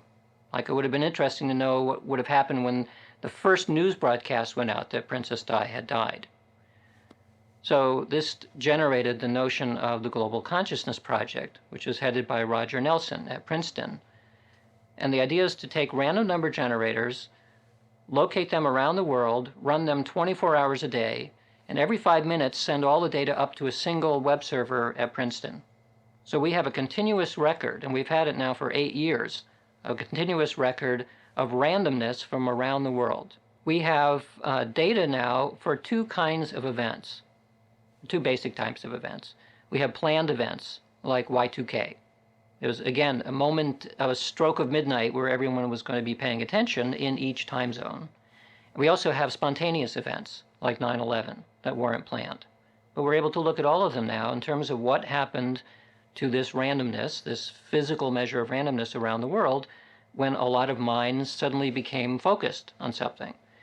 And the short story of this is we have hundreds of events now, both planned and unplanned. And it is very clear that overall, the randomness is not as random as it ought to be, by theory, when these events are occurring. Large-scale events that attract a lot of attention create a certain mental coherence, which seems to be reflected in what's going on in random generators around the world.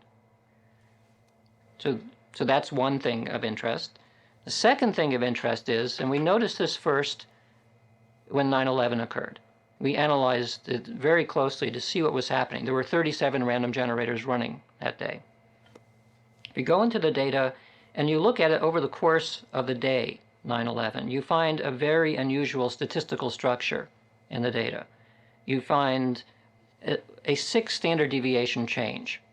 It's as though if you think about the results of this experiment like a bell shape, we're constantly recreating a bell-shaped curve. That's what the statistics look like. And we're interested in how does the bell ring? How does it swing? How does it vibrate over time? That's the way that a way of thinking about the statistic. On 9/11, the bell rang extremely loud. It swung hard in one direction and it swung hard in the other direction, basically. And then we thought, well, that's unusual. So we compared it to other days. We started comparing it to more and more days around 9/11, and it turns out that 9/11, within the year 2001, was the loudest ringing of the bell. Well, it was probably also the most focused day of attention for 2001 and maybe since then. The other thing that was interesting is that the bell started to swing before 8:30 in the morning Eastern Time. It began to swing noticeably before the events unfolded, which suggested something like a premonition. There was something beginning to build statistically that then basically exploded at them when the events unraveled, but something was a premonition. One of the most interesting experiments with random event generators occurred when it was really out of time. Some of the Princeton investigators and some of the other ones decided that they would try to see whether or not you could affect a random machine after it had run. So they converted it, instead of having a computer with a visual screen, they had a computerized situation that was audio tapes. And they had it with clicks in the left ear and clicks in the right ear. And they already played this with nobody listening to it, so that it already ran. They put that in a vault, and they then gave the tape, the already run tape, to a participant and said, take it home, I want you to listen to it, and I want you to make more left ear clicks than right ear clicks with it. Send your intention to it. So the person did. They handed back the tape, and they played it, and lo and behold, and they played the one in the vault too, and they discovered that they were both the same, and they both had more left clicks than right clicks. So what was going on here? Well, it wasn't as though the person who was the participant had actually affected it at the moment he was listening to it. His thoughts and his attention had moved back down the timeline and affected it at the moment it was generated. Most people don't affect reality in a consistent, substantial way because they don't believe they can. Cannot believe people who say that none of this is so. None of this is so is relative to them and their following. What would you rather choose? That it isn't so, or it is so? And who bags the truth? Who holds the bag of truth? Someone out there that's saying this is impossible, or somebody out there that said absolutely is? Who holds the bag of truth? We do. I like the placebo effect because it has to do with a person's acceptance. It's really what it's about. For example, they took these group of people that had Parkinson's disease, and in Parkinson's disease, there's a problem in the brain with making dopamine. There's a little nuclei called a substantia nigra that stops making dopamine. And of course, when there's no dopamine, the body starts to respond differently. We have musculoskeletal problems. We have tremors, and what's called intention tremors, or we have, foot shuffling, or we have pill rolling. And these are muscular actions that supersede our voluntary control. We can't control those. So they took a group of people that had Parkinson's disease, and they said to them, now listen, we have this injection. It's going to make you better. Well, 50% of the people that got the injection all of a sudden lost all their motor dysfunction. In other words, they weren't pill rolling, they weren't shuffling their feet anymore, they didn't have intention tremors when they were grabbing for objects. So the doctor said, well, that's a great example of a placebo, it's all in your mind. But when they checked the dopamine levels that were produced in the brain, the interesting thing that happened was that the brain started making dopamine because they accepted that they were well. In other words, their thought that they were well allowed them to begin to be well.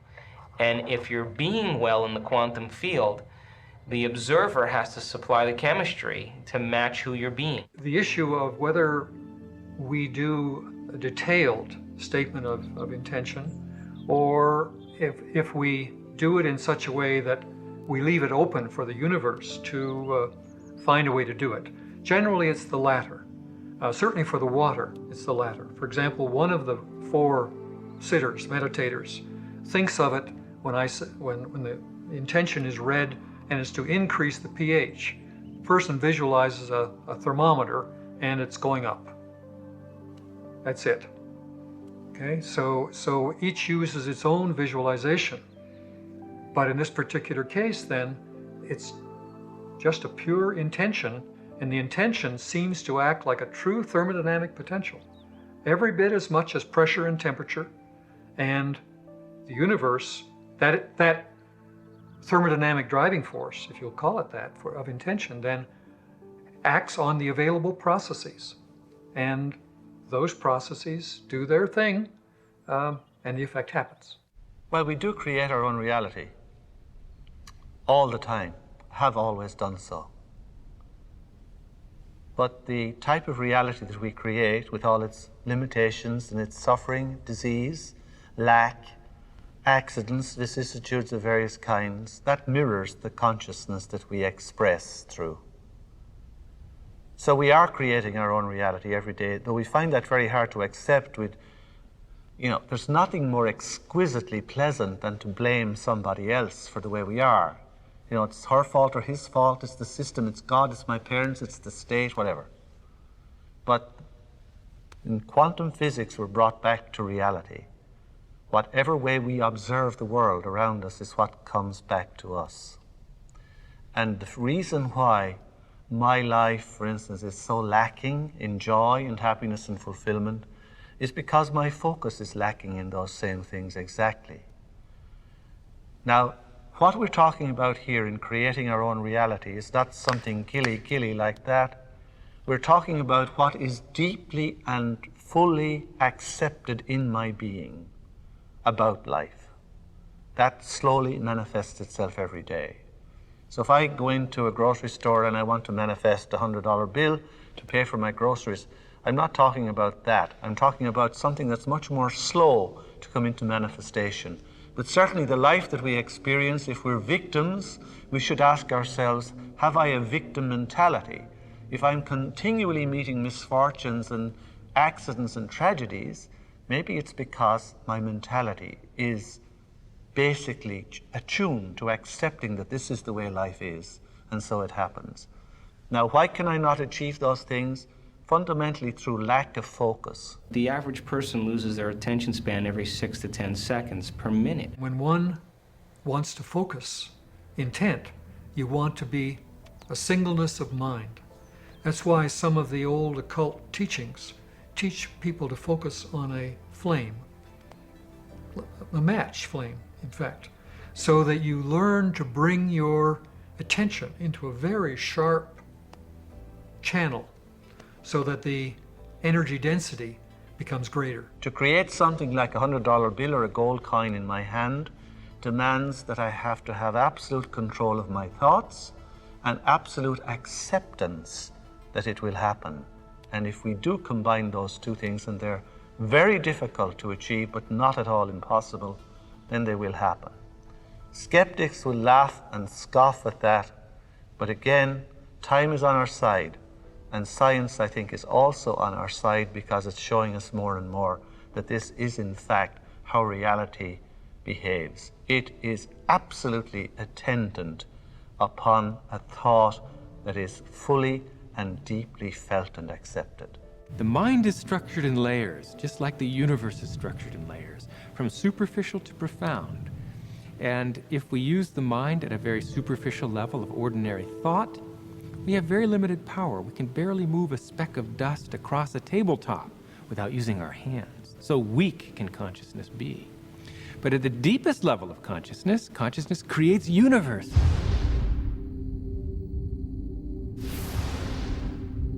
Unified field theories endow this universal unified field of consciousness with such creativity that it's constantly effervescing universes, like bubbles from effervescent ginger ale. An uncountable infinity of simultaneously emerging universes.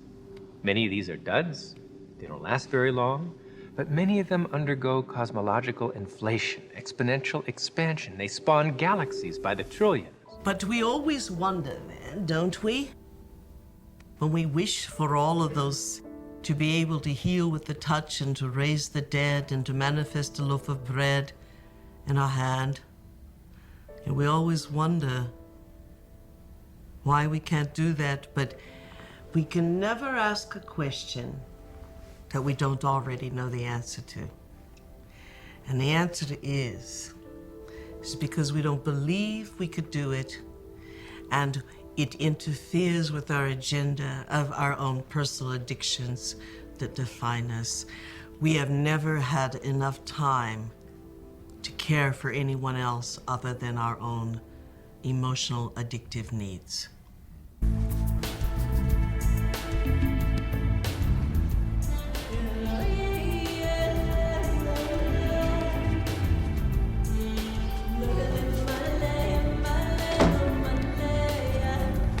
Hey, how was the shoot? So.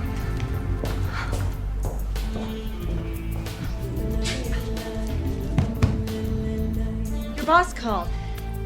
He's worried about you.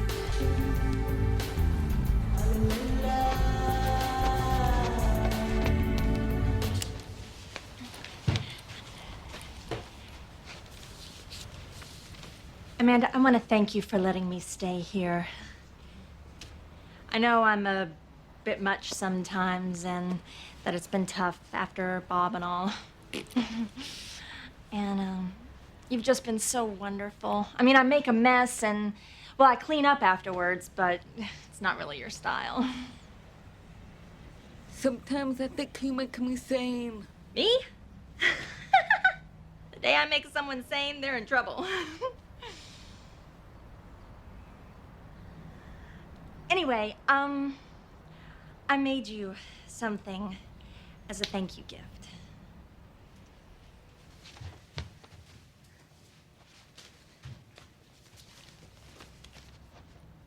Open it.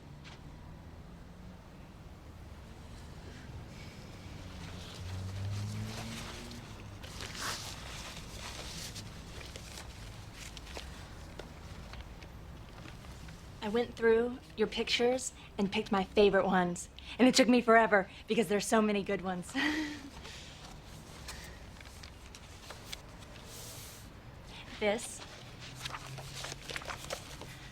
That's for all the wonderful photos you will be taking.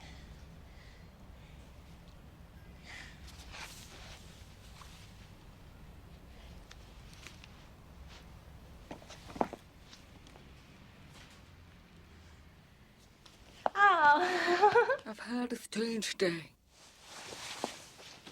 Thank you.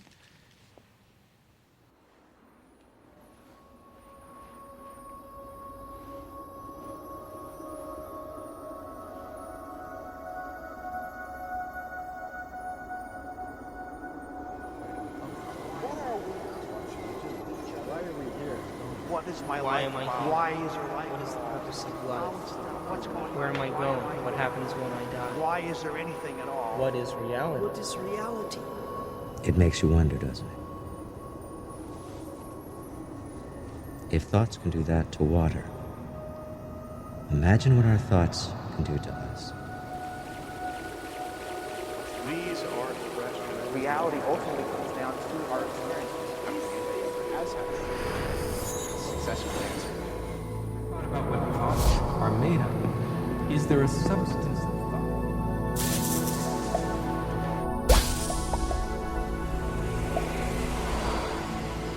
This is a dream that I'm dreaming. Just as in a dream, you dream different characters can emerge and come out to you and talk to you and meet you and so forth. It's possible to go to another level of dreaming where you can become each of the characters that you dream. Go backward and What forward. could you be if you weren't in your body? Well, would time matter at that point, or did we just solve it? Would time go backwards? Could we go We backwards? can go backward and forward in time. Time is relative. Goes backwards in time, and then forward in time. To Time was not bring absolute. quantum information. Time reversal symmetry. Of course, we can go backward and With forward in random time. generators occurred when it was All really realities in a quantum field existing simultaneously. The actual event of experience. There literally are different worlds in which we live. There's the macroscopic world that we see. There's the world of our cells. There's the world of our atoms. There's the world of our nuclei. These are each totally different worlds. They have their own language. They have their own mathematics. They're not just smaller. Each is totally different, but they're complementary. Because I am my atoms, but I am also my cells. I'm also my macroscopic physiology. It's all true. They're just different levels of truth. The deepest level of truth uncovered by science and by philosophy is the fundamental truth of unity. At that deepest subnuclear level of our reality, you and I are literally one. This gradually led into some notions that there was an invisible connection between everything. Physicists give this a name. They call it entanglement. As Einstein put it, he didn't believe that quantum mechanics could be true because it required that there be spooky action at a distance. That's why Einstein hated quantum mechanics. I mean, he said exactly that. If quantum mechanics is true, then there is no more science. The famous thought experiment in a paper written by Einstein, Podolsky, and Rosen in the 1930s, which drew out, it was an attempt to defeat quantum mechanics. It was an attempt to show that quantum mechanics was ludicrous. They very, very cleverly drew out one of the implications, which was not appreciated at the time, which was that if a particle, you can arrange for two particles to be created simultaneously, like a particle and its antiparticle, and you shoot them off in opposite directions. But they're in a superposition. It's two particles, but they're in a superposition. And they're in a superposition such that one state is this one up and the other down, and the other state is the reverse, this one up and this one down. And those are its two states, and it's in both of those states simultaneously, so it's a so-called two-particle state. It isn't that it has four states, it only has two states, this and this. Now something comes along and bumps the left-hand one and causes it to go into one of its two possibilities. It has two possibilities, either up or down. Let's say it goes up. Well, then it means that the other one must be down. And these particles can be 3 feet apart, or 2 miles apart, or in two different galaxies. And yet their states will be instantaneously correlated. So, in that very specific sense, the question as to whether there's a kind of feedback between quantum events and matter itself, the uncertainty is that it's tighter than a feedback loop. It's that fact is simply woven into the fabric of the entire universe, of every material bit of the universe. Anytime there's a superposition, and superpositions are happening all the time, those superpositions are correlated with untold other superpositions, and when a superposition collapses over there, it collapses simultaneously, God knows where else. Does God know? He's probably the only one who really does. Spooky action at a distance. That was his term. And what he meant is that when we have our ordinary sense of the way that the fabric of reality is, it seems like these two places are absolutely in space, they're separate, and never the twain shall meet. But in fact, it's not true. At some deeper level that we can't see with our eyes very clearly, two places in space are the same. They are co-located, coexisting.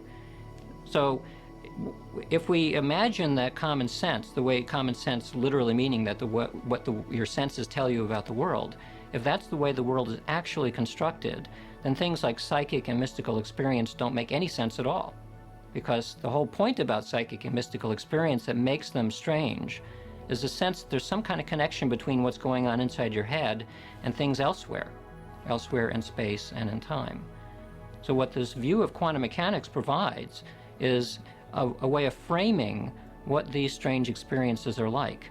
And it reframes it from somehow magically information is getting inside my head from signals or forces or something into a different view, which is that in a sense your head, yes, is here, but it's also spread out through space and time. What I think happens in near-death experiences, and maybe in death also, is that prior to that, while the brain's functioning, metabolism is occurring, the quantum coherence and quantum computation is being driven by the metabolism. When that ends, when the blood stops flowing, the quantum information leaks out to the universe at large because it exists in the Planck scale. It exists at the most fundamental level. Even during normal consciousness, it's occurring at the most basic level of the universe, but the Planck scale, the fundamental level, between our ears in the brain. But when the coherence is lost, it kind of leaks out to the universe at large. But it doesn't dissipate entirely because of entanglement, and plus the universe is probably holographic, so it remains with a phase relationship and can persist, at least at a subconscious dream-like state outside the body. Spread out through space and time. And so when I'm able to get a telepathic impression from somebody at a distance, it's not because I somehow jumped out there and got it, but because at some deep level, my head and the other person's head are co-located. We become entitled all the time when we communicate telepathically. Those experiences are so striking. I literally can read your thoughts if I become entangled with you. And such things happen. There are distant viewing experiments. There are even experiments now that you are seeing light flashes and your brain potential picks up the signature of those light flashes, what is called evoke potential, that can be measured in an EEG machine connected to your brain. And I am sitting over there, no light flashes, I cannot see you, and still my brain potentials, because I'm correlated with you in terms of intention, I intend to be directly communicative with your experiences. That intention gives me the capability of simultaneously having the similar brain potential in my brain. It was first done by Jacobo Greenberg at the University of Mexico and now repeated by Peter Fenwick in London. So let's say you wanted to, you have interested in this notion of entangled minds, entangled bodies. How would you demonstrate that in the lab? The way that we do it is we take two people and we simply ask them to keep each other in mind. We entangle their minds by asking them to do so. Just keep each other in mind. It's the mental equivalent of a physics experiment where you're entangling people. Then you wire them both up physiologically. So you might measure the heart rate on both of them, brain waves, skin conductance. You measure what's happening physiologically. Then you separate them into two places so that no ordinary form of sensory leakage can pass between them. So they can't interact then anymore by conventional means, as is done in a physics experiment. And now you do the equivalent of poke one of them and see if the other one flinches. And if it turns out that you can poke that person and that person flinches as a result, or at the right time, that's a way of demonstrating that they are still entangled even though they are no longer in the same place. What we're looking at is the brainwave. This is the raw brainwave electroencephalogram. This is skin conductance level, and this is respiration. There we go. It's going to run all by itself now. They had wired me up and locked me in this room, a massive multi-ton Faraday cage used by the military to isolate sensitive defense computers. The shielded room was riding on springs to further eliminate all sonic, vibrational, and electromagnetic interference. Meanwhile, Mark sat in another room watching a monitor. When my picture flashed on, he was to focus on me. Computers collected our unconscious responses to see if somehow, some way, we were entangled. You can see when the sending occurs, there's a big arousal effect here. And this is the sending side, and this is the receiving side. So what we're looking for is on this side, a response. It's possible that that is a response.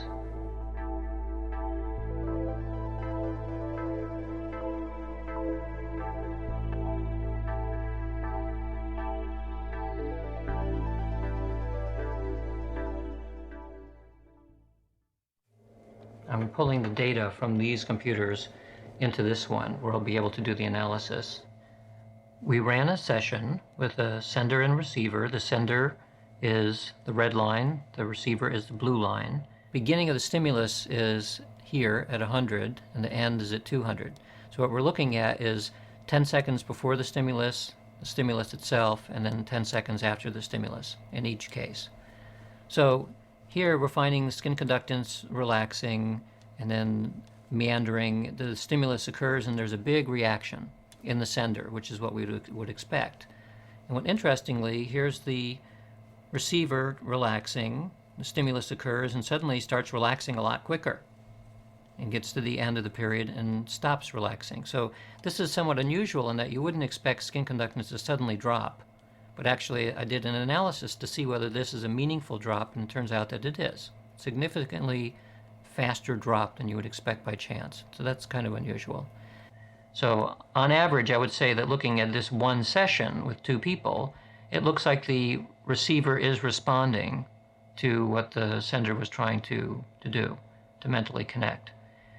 In a large-scale experiment, we would do many sessions like this. We might be doing 30 or 40 sessions like this and then combine all of the data together to see whether we're dealing with something which is true on average. But that's the result of this experiment.